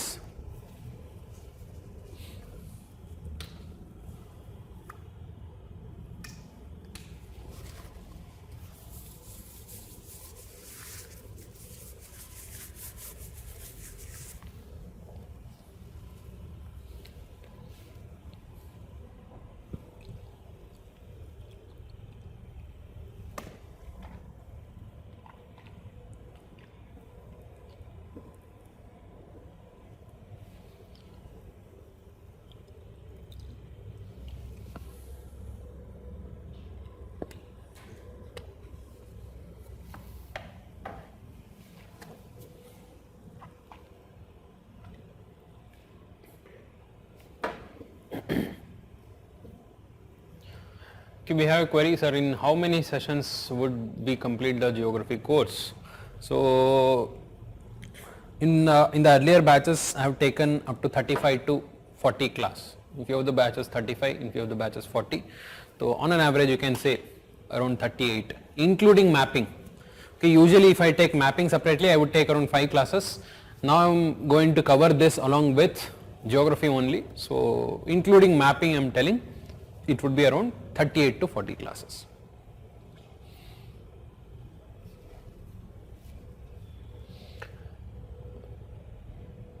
Divyansh is asking, sir, for geography how can I make self notes? Why do you want to make self notes? I am going to give it in the class. I am going to dictate. जो भी basic notes material I am going to dictate in the class. Okay, so it's not like a running note. I am going to dictate, you will write it. While writing, leave some space in between. Okay, corners में ऊपर नीचे थोड़ा थोड़ा gap छोड़ के लिखते जाओ, and whatever you read it from the textbook, from the same topics, the extra points which you want to add, you add it later. That is the best way, so that in one place you will have the entire geography. Okay, for around 200-250 pages you should have one single notes material. That is very important. Many people think that this is as a rote memory. ये rote memory नहीं है. It's like you have to remember many of the things in a sequential order. तब भी वो पूरा connectivity मिलता है ना? तो so that is very important, and to read geography in a shortest period of time, so definitely it is required. So whatever we are going to read would be done by people in 2 years, 3 years in a very detailed manner. So we have to do it. So इसलिए notes is very important. Shweta is asking, sir, what about 6 to 10 textbooks? Yeah.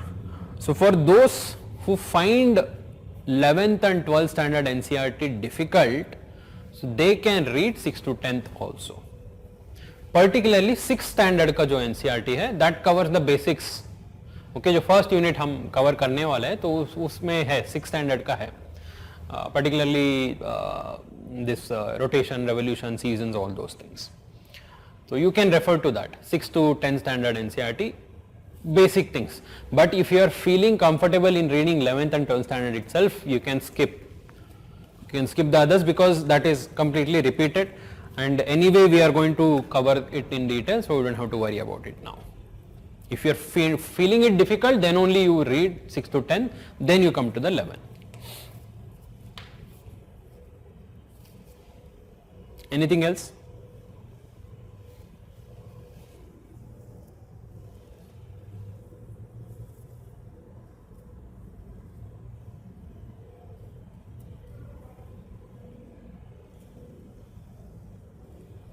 Any other queries?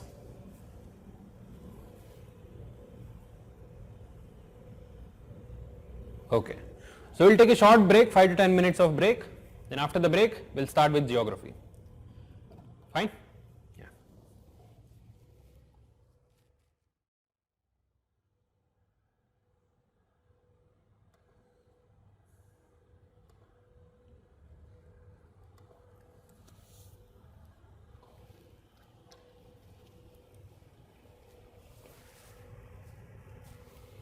So this is your first unit,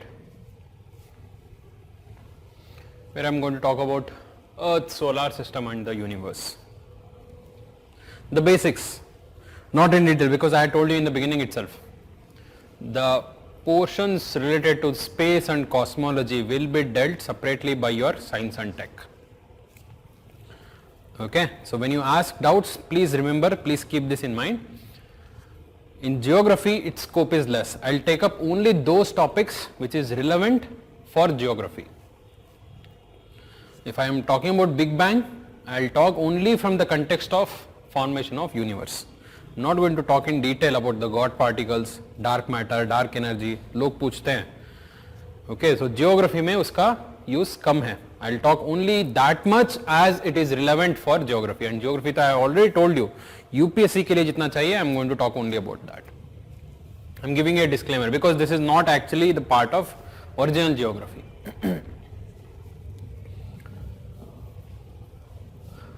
Yeah.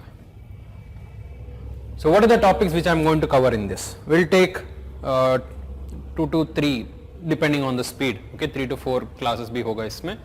The first we'll start with the shape of the earth, then the latitude and longitude system, the rotation and revolution and the seasons, and then eclipse, and then time zones and international dateline. Okay, these are the major things. Once we are covered with the basics, I'll come to the universe, formation of universe, life cycle of a star, galaxies, then the solar system, the suns, the planets, satellites and other bodies. This would be the basics. This is your first unit. After that, I'll come to geomorphology.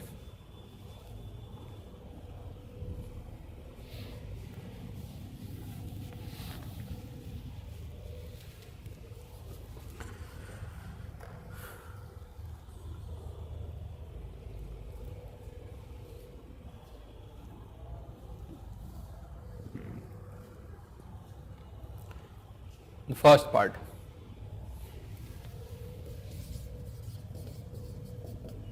What is geography? I have already told you. What is geography?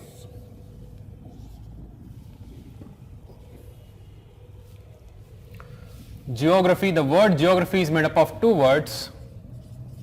Means geo, another one is graphy. Geo means earth, graphy means description. It is the description of earth.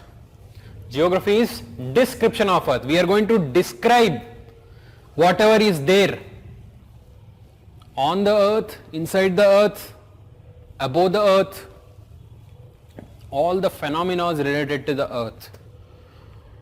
The phenomenon of climate, the phenomenon of the cyclones, the oceans, El Nino, La Nina, the vegetation formation, the soil formation, and the use of resources in the economic activities, everything which happens on the surface is geography, description of earth. So how did the discipline evolve, the subject of geography, how did it come up? I told you geology is different. Geology is study of the interior, okay, particularly the rocks is geology. So similar to other major subjects of science, geography also originated from Greek. And the Greek scholars, the very famous Greek scholars, at that time itself during the Greece kingdom, so that time the trade between the different regions of the Greece and other parts, it had connection with India also. They started to get to know about the different parts of the earth. at that point of time they wanted to have some specific subject to describe the maps, atlas. So basically geography began with some kind of subject where atlas making is involved. They are making the maps to help the navigation, to help the trade, and gradually it evolved into a complete subject of geography where we are studying the different phenomena which is happening on the surface of earth.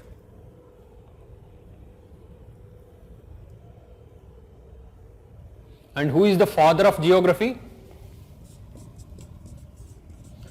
Eratosthenes. He is again Greek philosopher.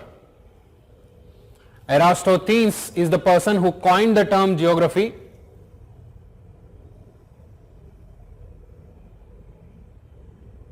And he is the person, like you can say, pioneer who worked towards geography. That's why he is also called as the father of geography.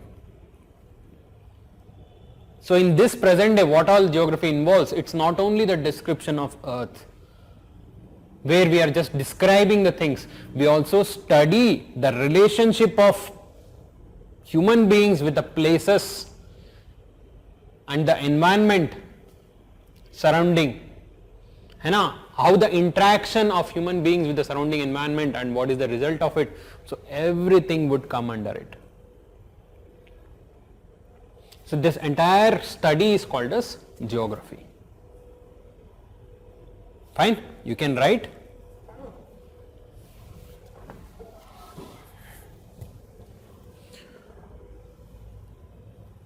What is geography?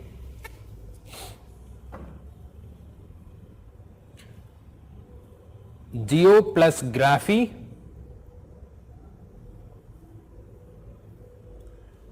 means description of earth.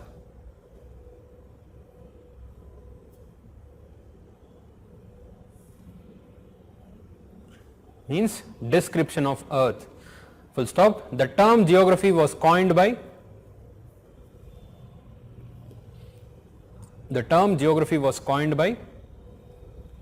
Eratosthenes.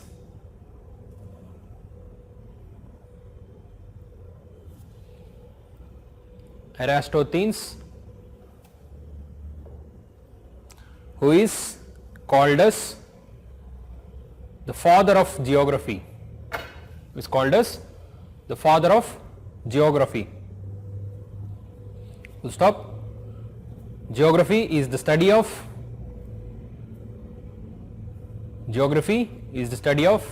places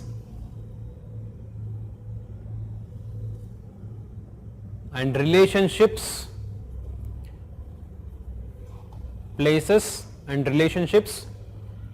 between people and their environment.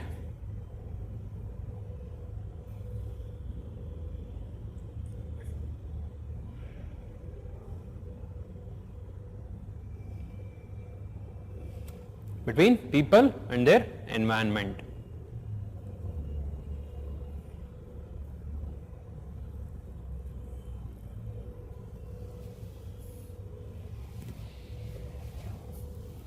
So that is what is geography.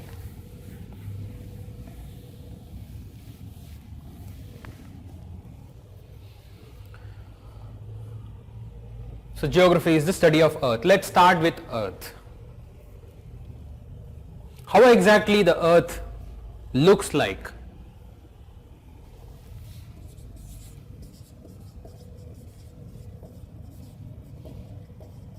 Shape of earth.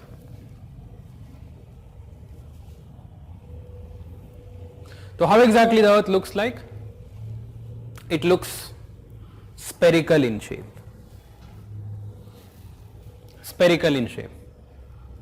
And now who is the first person to tell that earth is a sphere? It is given in few of the sources as Aristotle, in few of the sources as Eratosthenes. So it dates back to the Greek time. Uske pehle, if you go to the Mesopotamian civilization, है ना. So it has been described, Earth has been described as a completely flat surface, pura flat. It is, the spherical shape is not there. So during the Greece they were sure, okay, Earth is not completely flat, there is sphere. But at that point of time, even till 15th century, till Copernicus said, they were thinking that Earth is at the center of the universe. And we call it as geocentric system. Geocentric system. Till 15th century. So who proposed for the first time the heliocentric system? What is heliocentric? You can see helio means sun, centric of the solar system. Heliocentric system was proposed by Copernicus.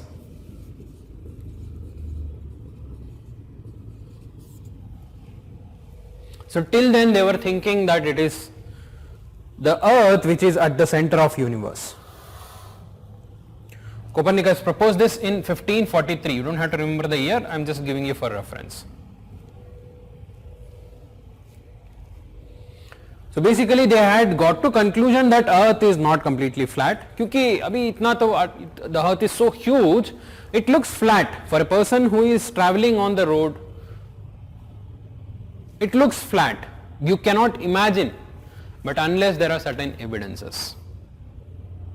Indirectly we can come to conclusion, Earth is not completely flat, it is sphere. है ना. So they had come to conclusion during the time of Greece philosophers itself, but they were thinking Earth is at the center of the solar system. है ना. We have the solar system, sun, and surrounding that we have the planets, but they were thinking that at the center there is Earth, and surrounding Earth all the other objects are revolving. क्योंकि वो भी पता नहीं चलते हैं on the Earth. We just see the objects rotating, sun rising, sun setting, moon rising, moon setting. So that was geocentric system. Heliocentric system was later proposed.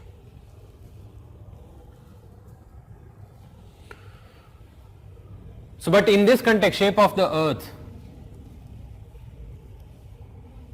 we were all thinking that Earth is sphere. Sphere मतलब जो the ball, spherical in shape. Until Newton proposed. Newton is the person, for the first time he proposed that Earth is not complete sphere. It is not a perfect sphere. जैसे the ball which we imagine, it is not perfect sphere. Globe मंगवा दीजिए, sanitise करवा के मंगवा दीजिए. Okay, till Newton said that it is not a perfect, he said that we were thinking Earth is a perfect sphere.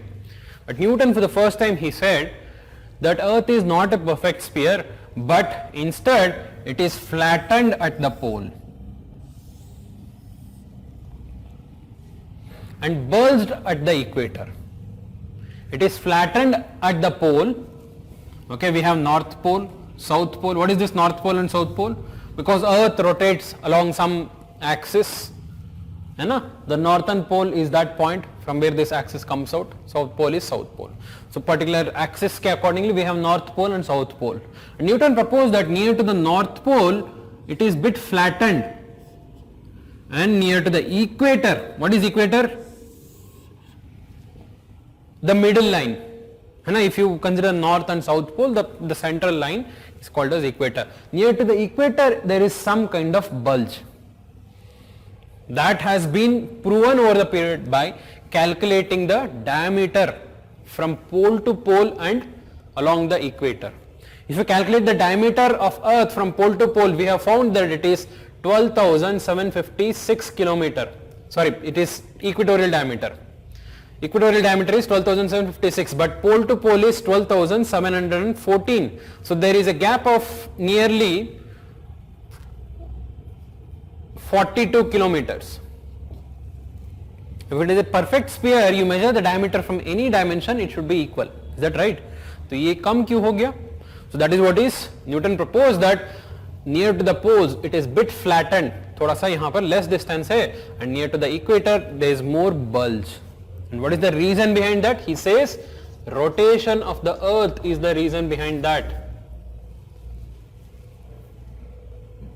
Because earth is not stationary, it rotates around its own axis.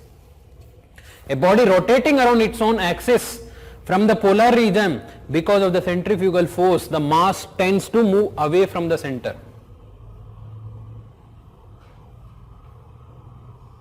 It tends to move away from the center because of the centrifugal force, and that force is responsible for this. Because of the rotation, there is some kind of bulging near to the equator and flattening near to the pole. So it is not a perfect sphere. Then what is the shape? What should we call it? Rather than giving a new name, why should we give a new name? We can say this is the shape of the earth. So that is what we call it as geoid. Geoid is actually the shape of the earth. Because it is not a perfect sphere, we cannot call it as a perfect sphere. We call it as earth ka khud ka shape, where it is bit flattened near to the pole and bulged near to the equator. That is called as geoid. And what is the evidence for geoid? The diameter, pole to pole diameter, equator to equator diameter, you measure, you will find the difference by yourself. And Newton said not only for earth, for any other planet. A planet which is rotating faster will experience more flattening. He gave the example of Jupiter, Saturn, which spins very faster. वहाँ पर थोड़ा ज़्यादा flattening है. Any body which is spinning will experience. Even the moon has some kind of flattening.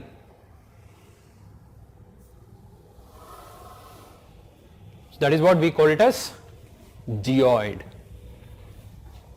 You can write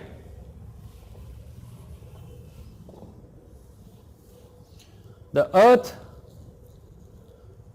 is not a perfect sphere.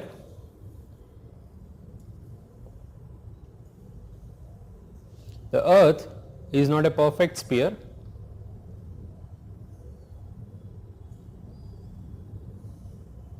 and it is flattened at poles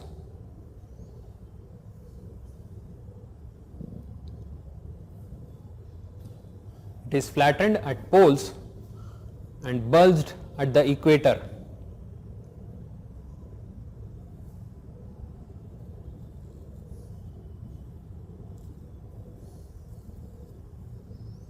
Newton proposed that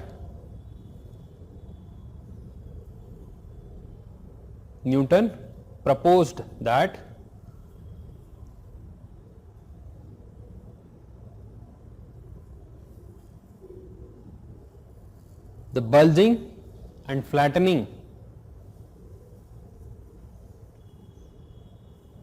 are due to the continuous spinning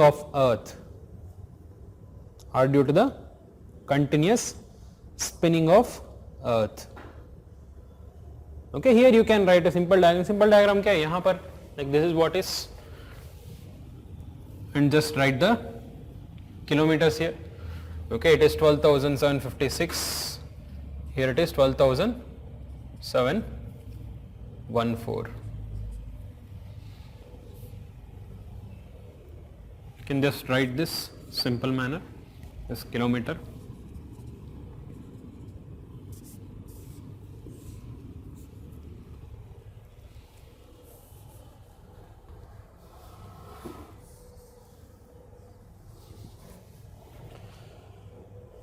This shape of earth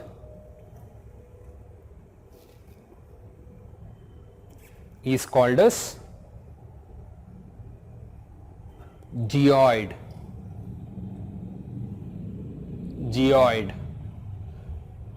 Or oblate spheroid. They also use the term oblate spheroid. Okay, oblate spheroid means it is not a perfect sphere. there is some flattening near to the pole and bulging near to the equator. That is what we call it as oblate spheroid. Fine. And the shape of the earth is called as geoid. Geoid, geoid.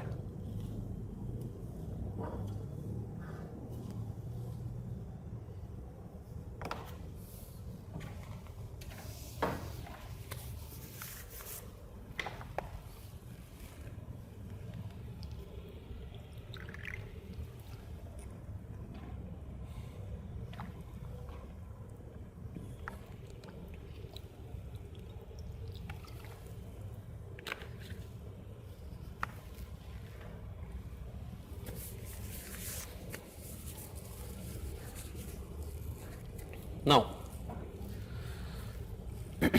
so until we found out through satellite pictures or through aerial photography that earth is actually sphere, कब पता चला? When did we get the complete evidence? In the 19th century, 18th century, sorry, 19th and 20th century, when we were able to send hot balloons, aeroplanes, satellites through there, from where we can actually take the pictures of the earth. Then how did the people from the Greek and the people after come to conclusion that earth is sphere? What are the evidences of earth's spherical shape? Remember, geoid यहाँ पर खत्म होता है. We are not going to use the difference between the diameter of equator and diameter of the pole anywhere else. For all practical purpose, earth is considered to be a complete sphere. Only in few cases here and there we might use. Other than that, we don't use it. You can always assume that it is a sphere. Fine. Now, how did we come to conclusion that earth is not flat? Round shape कैसे है? Before the actual aerial photography or satellite imaging, there are certain evidences which clearly proves that earth is spherical in shape. And using these evidences, they came to conclusion. What are the evidences?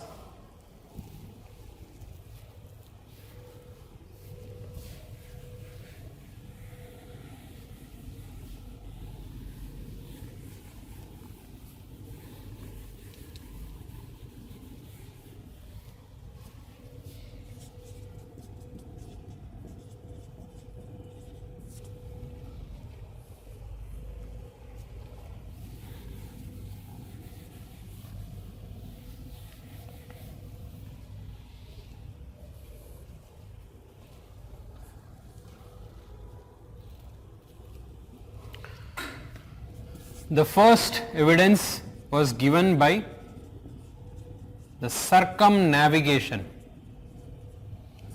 conducted by Magellan.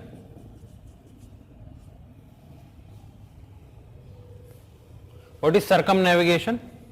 Circumnavigation is the complete navigation of the earth.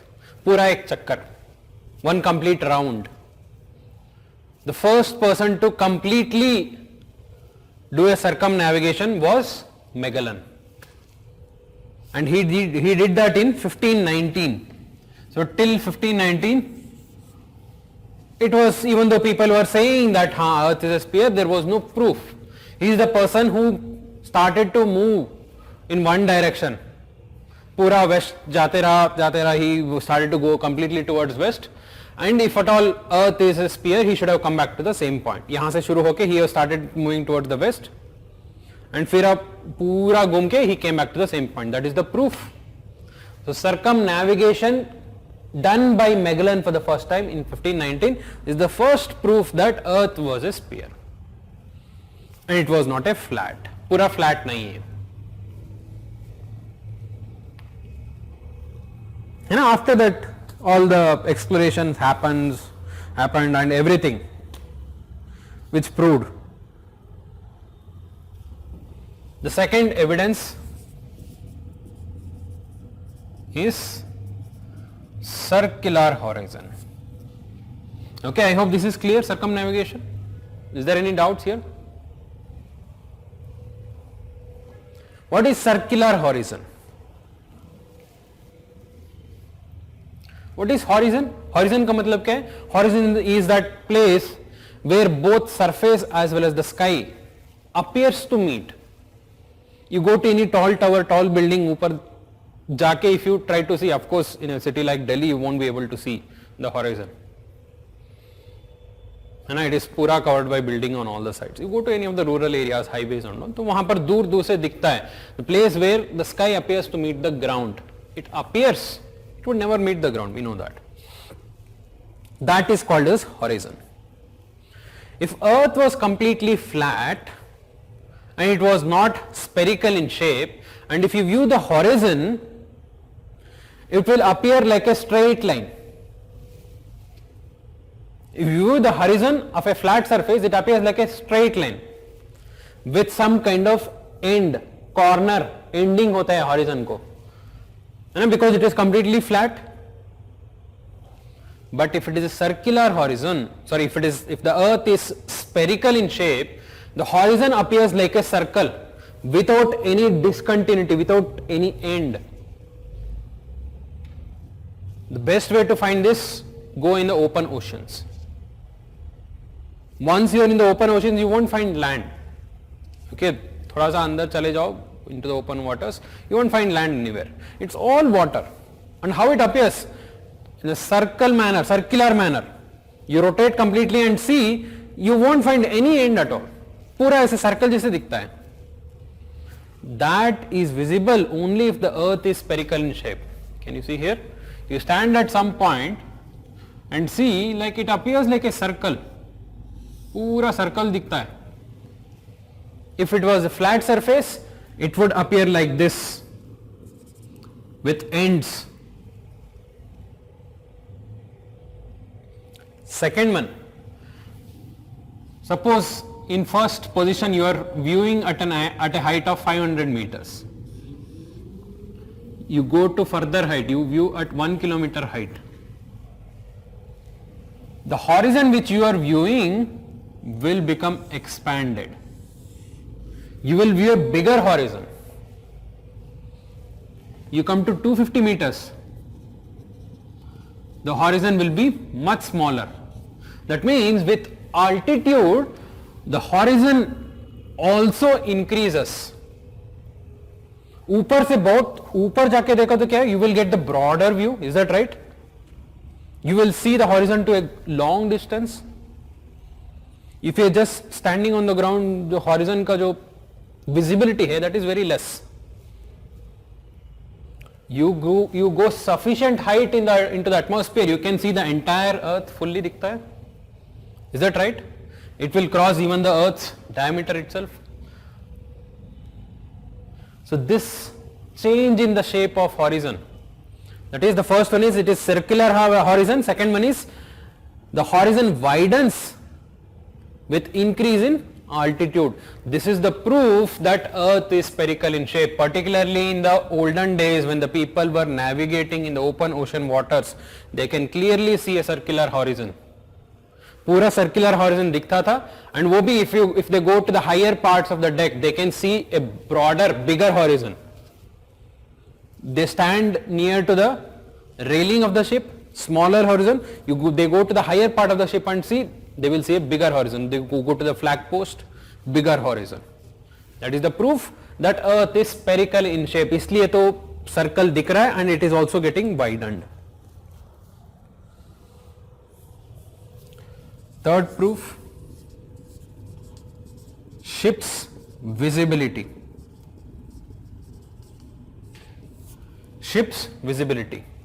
Again, in the olden days when the people were navigating using the ships and all, so of course in the open ocean waters you don't find anything for a long distance. बहुत दूर दूर तक कुछ नहीं दिखता, you won't find any land. But once you start to notice different ships, how it becomes visible, कैसे दिखना शुरू होता है? You won't see the ships altogether suddenly. First you will see the flag post, first only the flag, then the flag post, then the deck, then the entire ship will emerge. It's as if the ship is rising out of the water.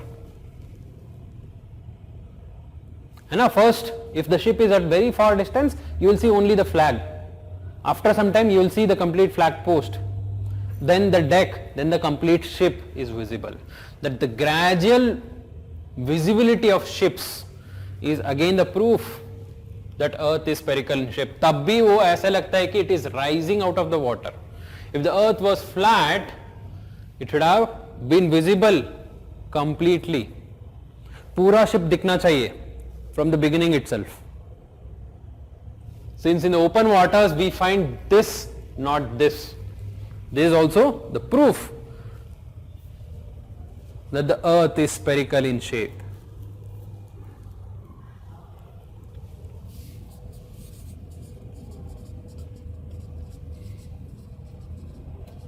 Next, sunrise and sunset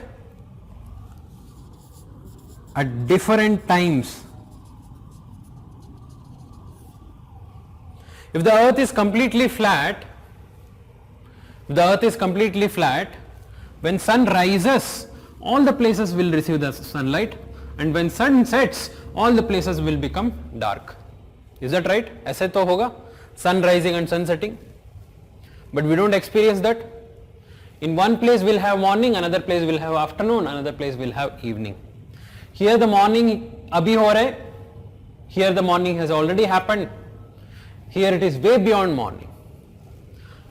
Sun sets at a different place, different time, and sun rises at a different time. So that can happen only if the earth is sphere again. People have noticed this also. The difference in the timing of sunrise and sun setting is also another evidence that earth is spherical in shape.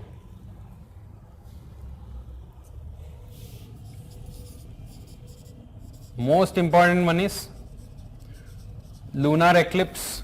When they started to understand the phenomenon of eclipse, they realized that the moon is getting blocked by the earth. When the moon is completely blocked, the circular image which falls on the moon is actually the shadow of the earth. So clearly visible है earth का shadow. If the earth is flat, maybe some kind of box, the rectangular shape should have been there on that. So clearly circular shape आता है, that means the earth is sphere. And other planetary bodies. People have started to see the other bodies long back. Galileo saw 4 moons of Jupiter. Jupiter का moons भी he had discovered. And all the other planetary bodies in the entire solar system are circular in shape. So why the earth will be circular in shape? Will not be in circular in shape. Earth क्यों flat होगा? Because earth is also one of the planetary bodies. In the same way, how the other planetary bodies have formed. Since all the planetary bodies which are visible is circular in shape, earth should also be circular in shape. These are some of the evidences which gives the proof that earth is spherical in shape. इसके ऊपर अच्छा सा prelims question हो सकता है. Which of the following evidences are the evidences for earth's sphericity?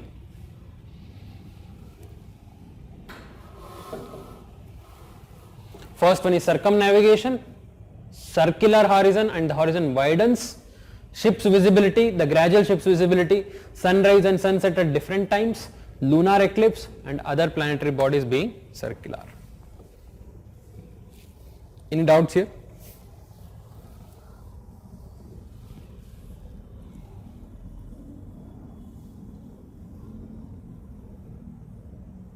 Okay, you can write the evidences for earth's shape. I will give you brief points only. Evidences for earth's spherical shape. First one, circumnavigation.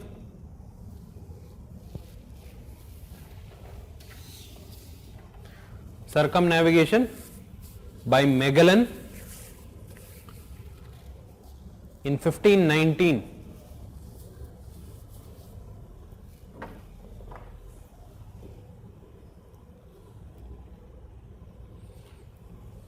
Second one,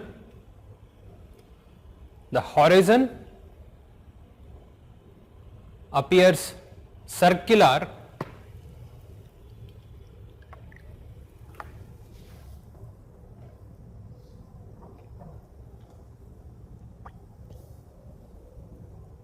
horizon appears circular when viewed from a ship.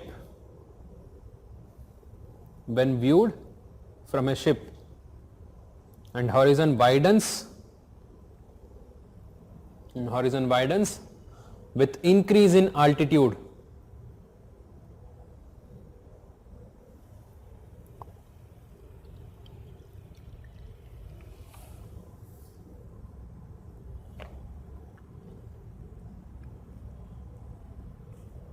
Third one, ship's visibility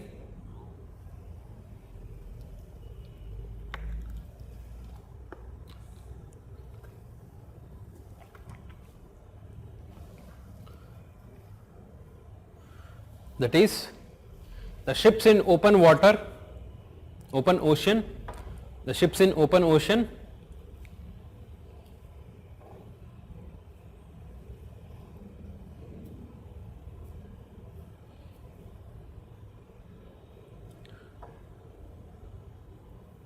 become visible gradually.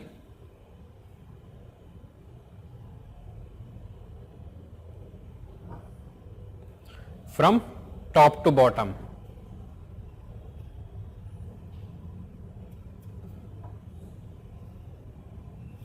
In this context, they also conducted an experiment called Bedford level experiment. Ship's visibility also you can add Bedford level experiment.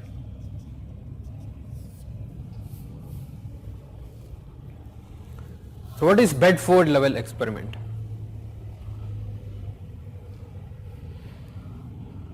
So what they did,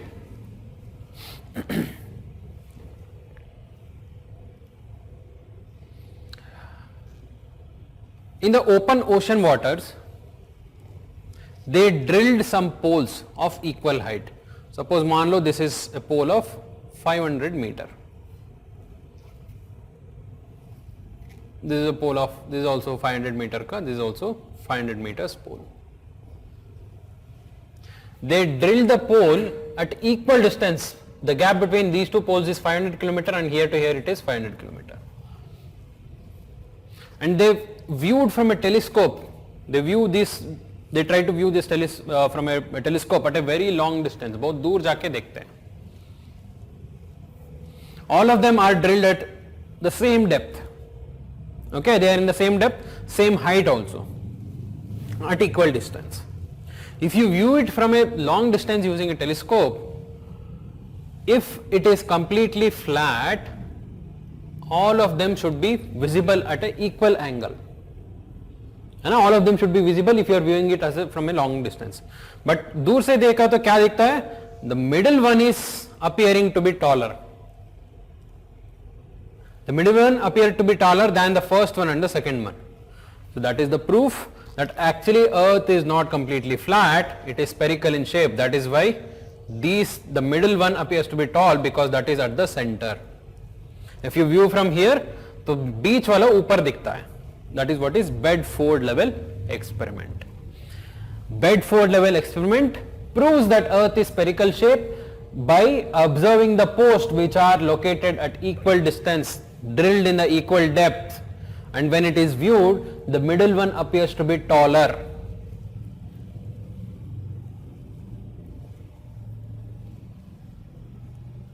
So Mohit is asking, sir, can you please elaborate third point again? I will tell you. Ship's visibility. Because it is difficult for anyone who has not been into water to imagine how the ships would appear. Okay, suppose all of us have gone on a trip, है ना? हम यहाँ पर है on the ships and we are standing here and watching.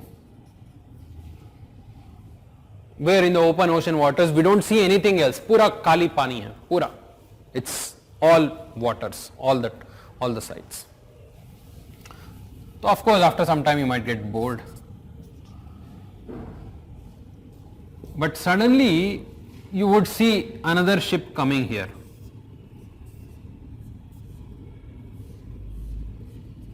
With some kind of pole.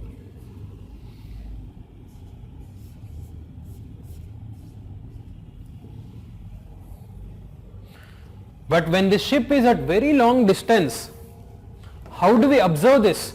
We don't observe the entire ship as it is. The first thing we will observe is its pole. कैसे दिखता है? It appears as if this is submerged completely and we see only the topmost part. यहाँ से if you stand and see, we will see only the flag, and after some time the ship is here, the flag post is somewhere here, and after some time the entire ship becomes visible. This gradually it appears as if this is coming out of the water.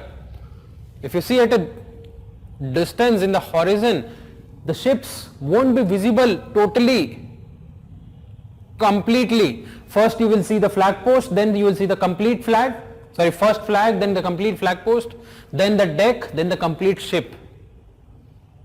It rises like this.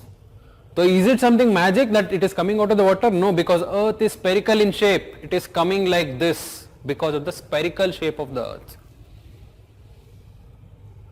है ना? So this is how it is coming upwards. It appears that it is coming out of the water, but it is not coming out of the water. It is actually floating on the water only, but it appears so because of the spherical shape of earth. So that one as well as the Bedford level gives the same result.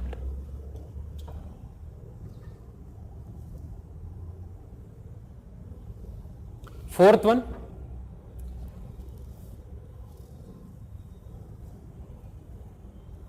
sunrise and sunset. Sunrise and sunset at different times,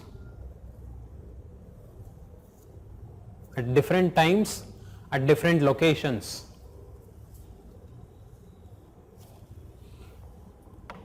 On the earth.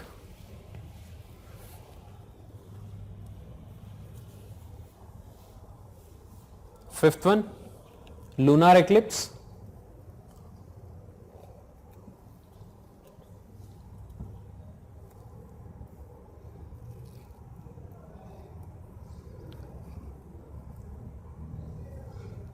During which the circular shadow of earth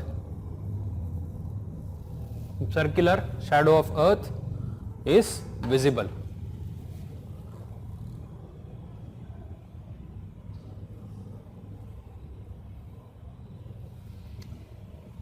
पानी का bottle दीजिए, ½ litre. Sixth one, the spherical shape of other planetary bodies. Spherical shape of other planetary bodies.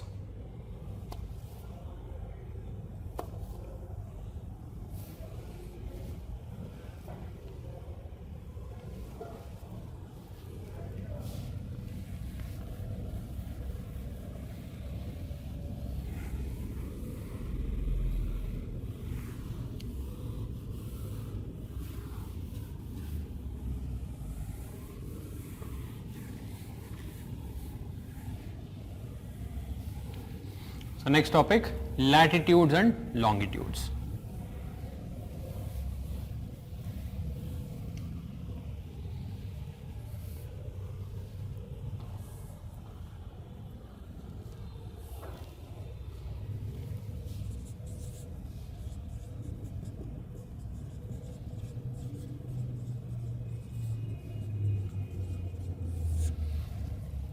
First, let's see latitude.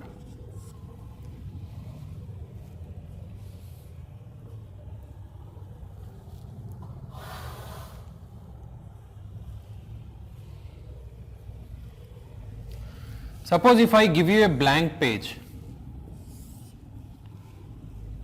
I'll give you a A4 sheet. A4 sheet का dimension तो same होता है. It's universally fixed. I'll tell you, you take a A4 sheet, I will have a A4 sheet, and let's identify a point in this paper. It's totally blank. and I am telling you from the top corner come towards the center, and from here you have to mark a point in the center. So I will mark here, somebody else will mark here, somebody will mark here, somebody might mark here. Exact precision location तो mark करना मुश्किल हो जाता है in a blank paper. For that purpose, to make it easier, what we have done? We have developed graph sheet. It will have lines.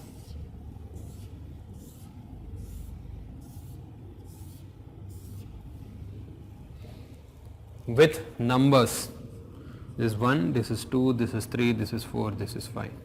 1, 2, 3, 4, 5, 6, 7. And if I am telling you this graph sheet, so it's universal. So I'll tell you, you take a graph sheet and from here you mark in the x-axis 3 and y-axis 4. You will be able to exactly mark it. And all the students in the class will be able to exactly mark the same location. So this is what is standardization. When you want to standardize and you want to universally have some common standard of identifying a particular location, you want to identify a particular location here, it will be easier to do it on a paper with a grid pattern rather than on a blank paper. We wanted to identify it on the planet of Earth. If we want to identify, if we want to refer a particular place, this same thing if we can do it on the Earth, it would be easier. इसलिए हमने develop किया है latitudes as well as longitudes. The horizontal lines are called as latitudes. The vertical ones are called as longitudes. In a simple way. It's actually the line, it's not the lines, I'll come in detail about that. In the same context, horizontal lines को हम बोलते हैं latitude and vertical lines को हम बोलते हैं longitudes. But here on a blank paper it is easy and all the lines would intersect each other at a right angle. But if you put the same thing on a globe, on a spherical shape, so this will not appear in the same manner. It appears in a bit different manner. So then what is latitude, what is longitude? थोड़ा सा complex हो जाता है.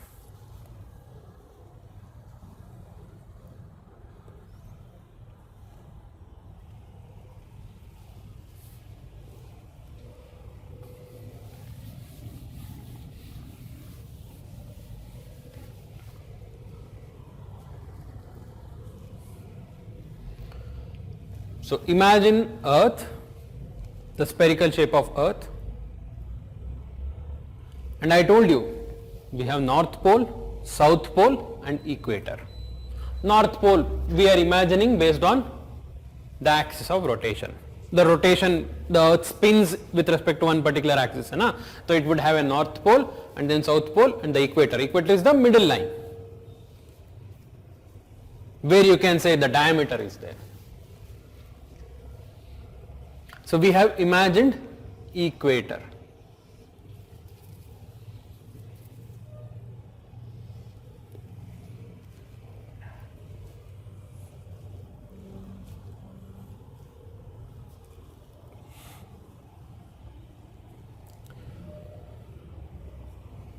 Suppose if you want to find the latitude of any particular place, suppose मान लो you are standing at this location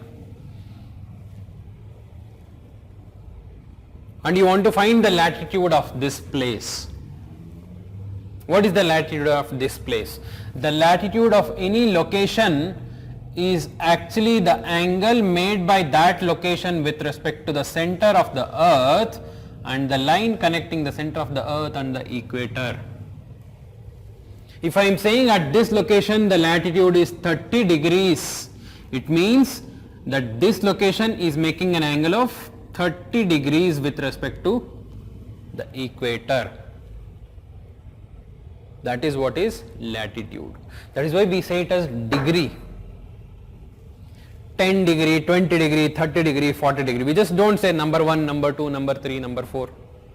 है ना, 1 to 10 ऐसे तो नहीं मार्क किया. Why we have marked that 10 degree, 20 degree, 30 degree, 45, 60, 75, maximum 90 degree. North pole we say it as 90 degree latitude. Why is it so? Because that is the highest angle. And we said degree because that is the angle which it is making with respect to the center of the earth and this particular place and the center of the earth and equator. So that is what we call it as latitude.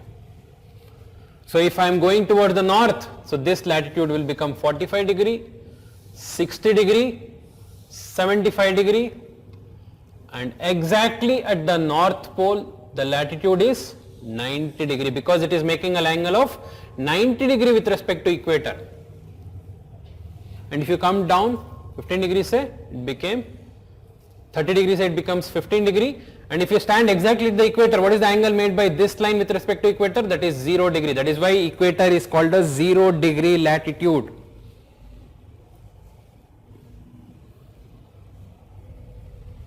And we have the difference for northern hemisphere, southern hemisphere. What is northern hemisphere? The northern part of the earth beyond the equator is called as northern hemisphere. The southern part of the earth below the equator towards the south pole is called as southern hemisphere.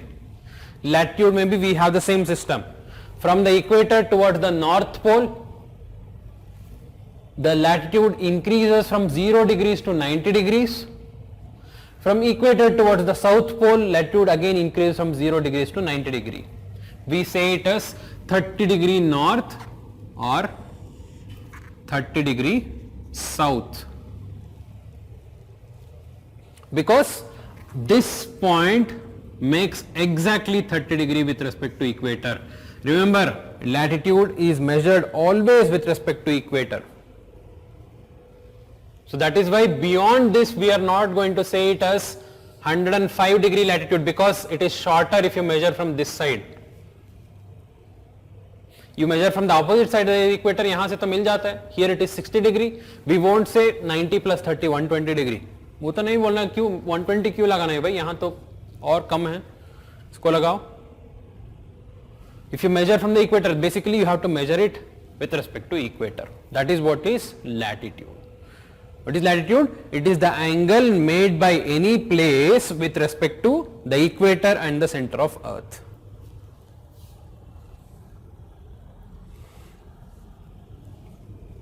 And as we move away from the equator towards the pole, it increases. From pole to equator, it decreases. And the latitudes are divided both on the northern hemisphere or on the southern hemisphere.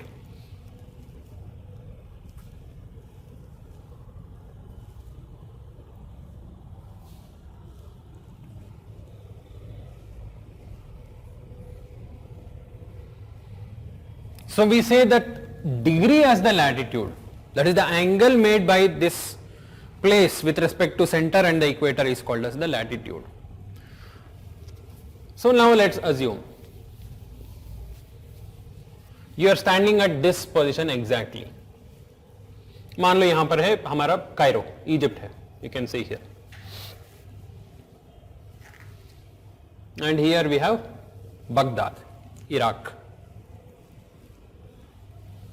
थोड़ा सा इस तरफ आ गया तो we will come to Srinagar also.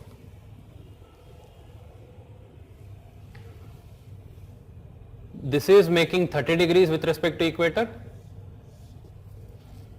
This would also make 30 degrees with respect to equator. This would also make 30 degrees with respect to equator. They are at the same angle. है ना? If you are here, you would measure with respect to here, but from this point.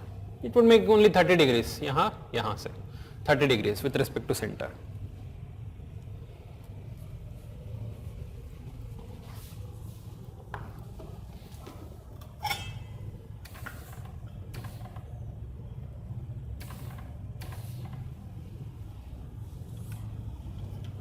कैसे होगा? Because Earth is a sphere. You're standing at this location and measure the angle with respect to center and the equator. This is making this angle. तो यहां से पकड़ो, same 30 degrees है. यहां से पकड़ो सेम 30 डिग्री से, यहां से पकड़ो सेम 30 डिग्री से. It will always make a same angle across the entire line. So you measure all across this, it is always 30 degrees.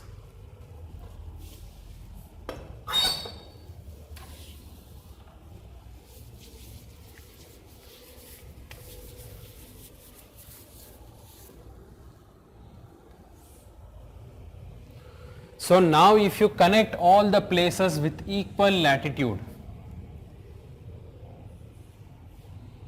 if you connect all the places with equal latitude, you might see that it is a straight line. No, it is not a straight line because this is lying on a sphere. On a sphere, it would become circle. Okay, we are connecting all the places with equal latitude. It would become a circle like this.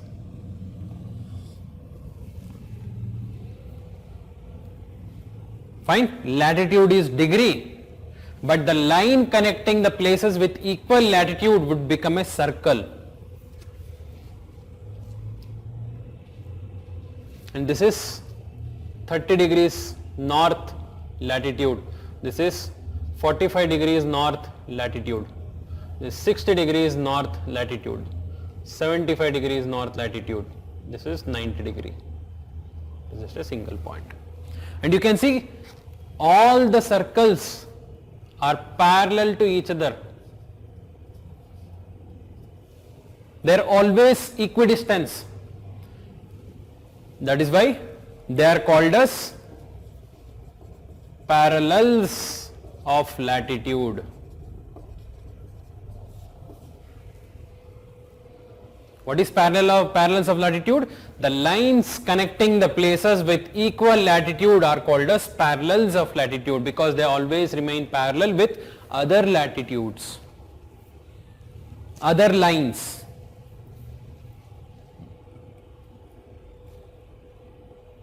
They always remain parallel to each other. The distance between two latitudes is always constant. It will never increase or decrease.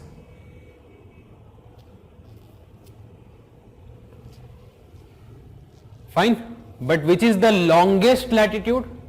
You calculate the length of the latitude, you calculate the length of the parallels. Which is the longest? Equator.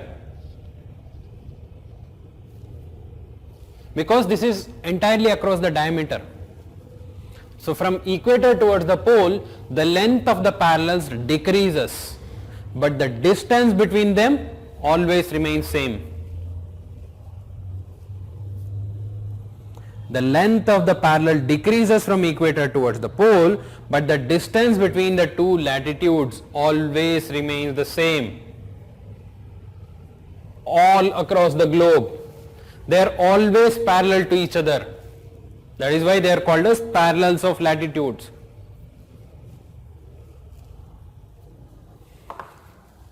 Okay, I have a simple animation to show this. Let me just show you.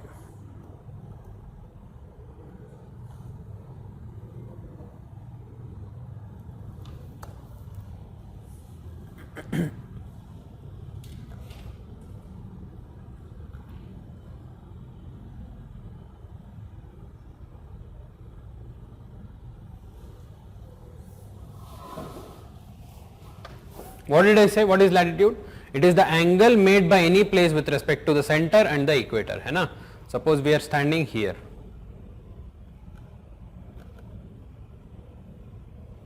At 30 degrees. This is at this place, the angle made by this place and the center with respect to equator is 30 degrees. And if you move towards the pole, the angle is increasing. You come towards the equator, angle is decreasing. At exactly if you stand at equator, the angle is 0. Exactly if you are at pole, angle is 90 degree. This is northern and you come towards this side. Can you see? Beyond the pole you might come, it takes from this side. It is 60 degree, 30 degree, 45 degree, it comes to 0 degree. This is northern hemisphere, and from the southern hemisphere, this is 15 degrees south, 30 degrees south, 45 degrees south, 60 degrees south, 75 degrees south, 90 degrees south. But if you see it on the global scale, on a map, this appears like a straight line. Can you see this appears like a straight line? But on a sphere, this is a circle. This is a circle which are parallel to each other. Circle which is parallel to each other. है ना? यहाँ पर we are seeing a circle of 30 degrees, and can you see circle of 15 degrees? They are always parallel to each other. All the lines are parallel to each other. Which is the longest latitude? 0 degrees. Equator is the longest latitude. Shortest is 90 degree north as well as 90 degree south. It is just a single point. So, what is the statement? The length of the latitude decreases from equator towards the pole, but the distance between two latitudes always remains the same. To be more specifically, the length of the parallels of latitude decreases from equator towards the pole, but the distance between the two parallels of latitudes always remain the same.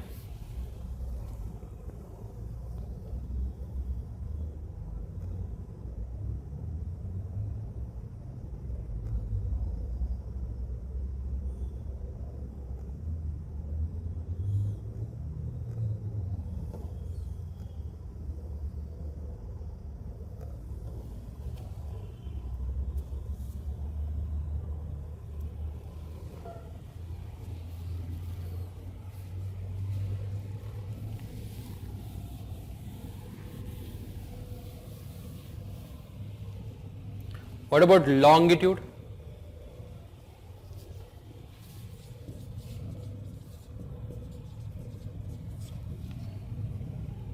Longitude is basically a vertical line, but on a sphere it becomes more complicated. We cannot draw it as a vertical straight line.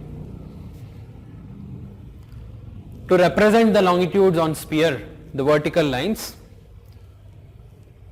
we have followed different methods. We have imagined a semicircles connecting from north to south pole all across the globe. The lines would run all across from north to south pole. Continuously it would run. Pura.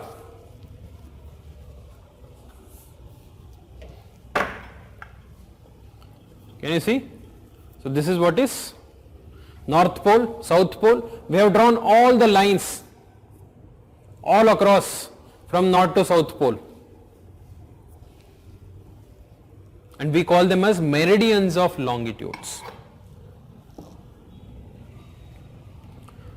तो यहाँ पर तो latitude के लिए तो we have a standard, the biggest diameter we can take it as a standard reference equator, but here all of them are same. All of them are equal because all of them run from north to south pole. They originate in north pole, ends in south pole. So which one to take it as standard here? So here the question came. Every country will say, you please take our longitude as the standard. Now, finally we decided the line which is running from north pole to south pole but passing through Greenwich. Where is Greenwich? It's near London. That is where the Royal Astronomical Observatory is located. It's one of the oldest, and its contribution in astronomy, in particularly in geography, is immense. To recognize its contribution, we will say, जो line passes through this Greenwich Observatory, we will take it as a standard. So that's when we call it as the Greenwich Meridian.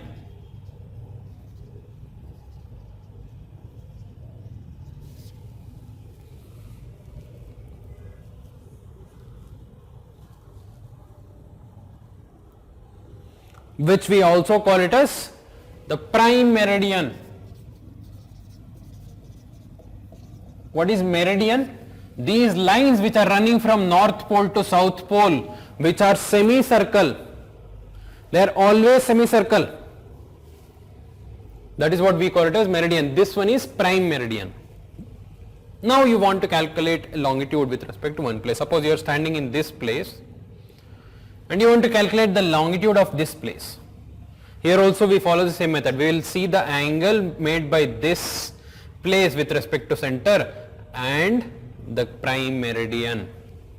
This angle is called as the longitude. If I am saying 30 degree longitude, that means it is making with respect to center an angle of 30 degrees. That is what is 30 degrees longitude. So this is prime meridian. But you are standing at here. What about if you are standing at here? यहाँ पर भी 30 degrees है. तो वहाँ तो like we call it as north and south. Here we call it as east or west. This is 30 degrees east of prime meridian. This is 30 degrees west of prime meridian. India का याद है? The standard time zone which we say 82.5 degree east. That is, India is exactly at the center of 82.5 degree east. है ना? Either towards the east, moving towards the east we call it as east longitudes, moving towards the west we call it as west meridians. Meridians of longitude. Longitude is actually an angle. The angle made at the center with respect to the prime meridian is called as the longitude. And in the same way you try to connect the places which are making same angle, 30 degrees ही होगा. If you connect that, you will find meridians of longitude.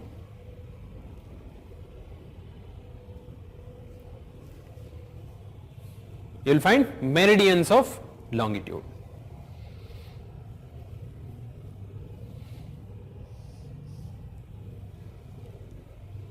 So basically the longitude is same all along this line.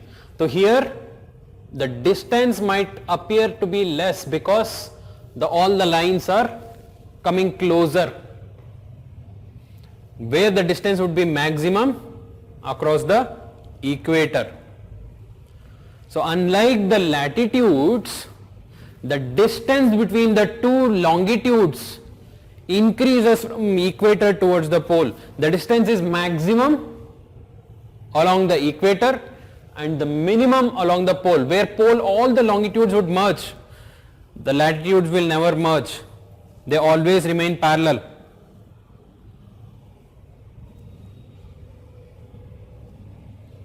Can you see? All the latitudes appear to be straight. You take a sphere, it appears to be circle, concentric circles. The latitudes will never merge. That's why the distance between two latitudes always remains the same. But longitude, since they are merging in the north pole and south pole, the maximum distance is along the equator and the minimum distance between two longitudes is along the polar region. The distance between two longitudes decreases from equator towards the pole, both north and southern hemisphere.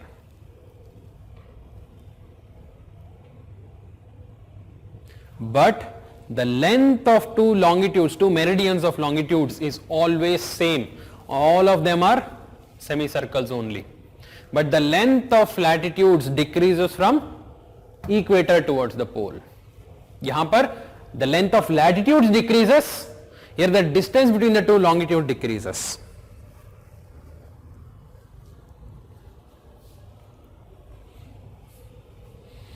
And another difference. In case of latitudes, we have from equator to 90 degree north, equator to 90 degree south. But in case of longitudes, you can see from 0 degree we can go up to 35, 40, 60, 75, 90 and 105. We measure with respect to only prime meridian, we don't measure with respect to opposite. क्योंकि equator में this side of the equator, this side of the equator, it is the same. But meridians, it's only semicircle. We consider only semicircle, and on this side we have only one standard semicircle, that is what is prime meridian. Prime meridian कहाँ पर है? It's here. We have this prime meridian. Opposite to prime meridian, the line lies in Pacific Ocean. We don't consider this as a prime meridian. So this line is actually at 180 degrees to prime meridian. So any place you want to measure beyond 90 degree, we will continue the count. 90 degree, 105, 120, 135, 150, 165, then 180. 180 degree east longitude. 15 degree west, 30 west, 45 west, 60 west, 75 west, 90 west, 105 west, 120 west, 135, 150, 165, 175, 180. So basically 180 degree east as well as 180 degree west are both the same longitude.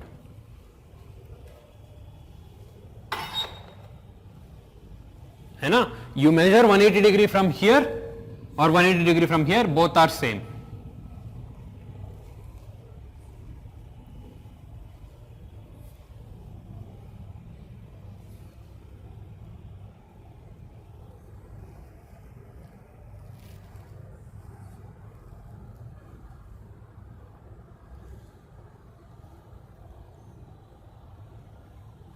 So what is the difference?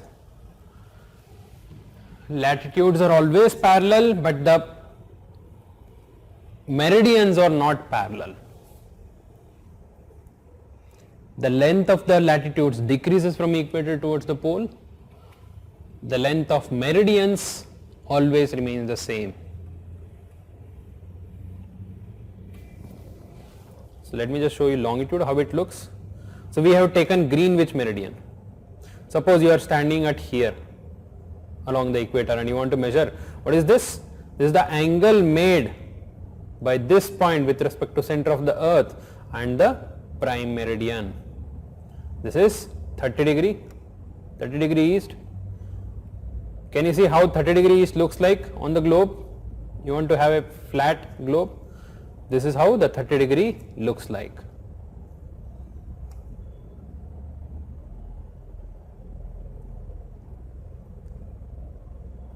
Can you see 66 degree?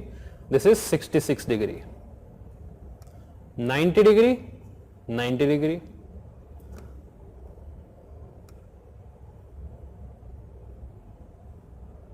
145 degree east, this is 145 degree east. 180 degree west, 180 degree east कौन सा है? This is 180 degree east. This is 180 degree east, which is same as 180 degree west. Okay, you come from here, this is 30 degree, 45 degree, 50, 60, 70, 90, 90 degree west, 110, 115, 120, 130, 140, 150, 170, 180.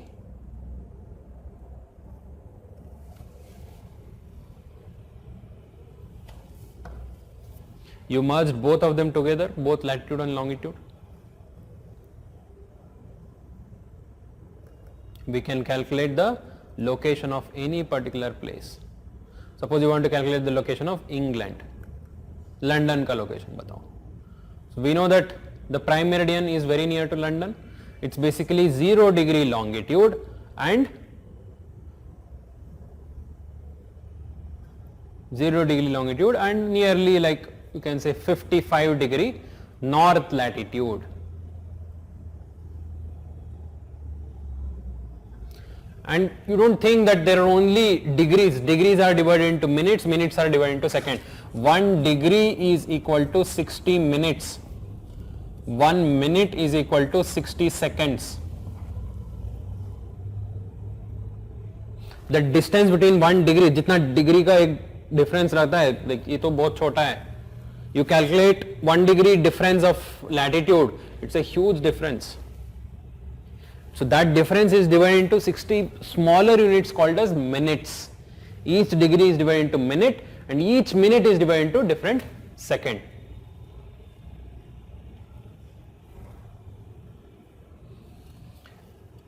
Fine. So that's about latitude and longitude. I'll give you notes tomorrow. So please read this once and come. Let's see. Whatever the doubts you have, please hold on to this. There is a next class which will happen now. Abhi, so they have to make the things ready for that. So please hold on to the doubts. I'll explain once more in the beginning of the next class and I'll give you notes. But before that you can read. For this particular chapter I would recommend reading 6th standard NCERT. 6th standard NCERT का जो beginning chapters है, there latitude and longitude is there. Just read that once and come.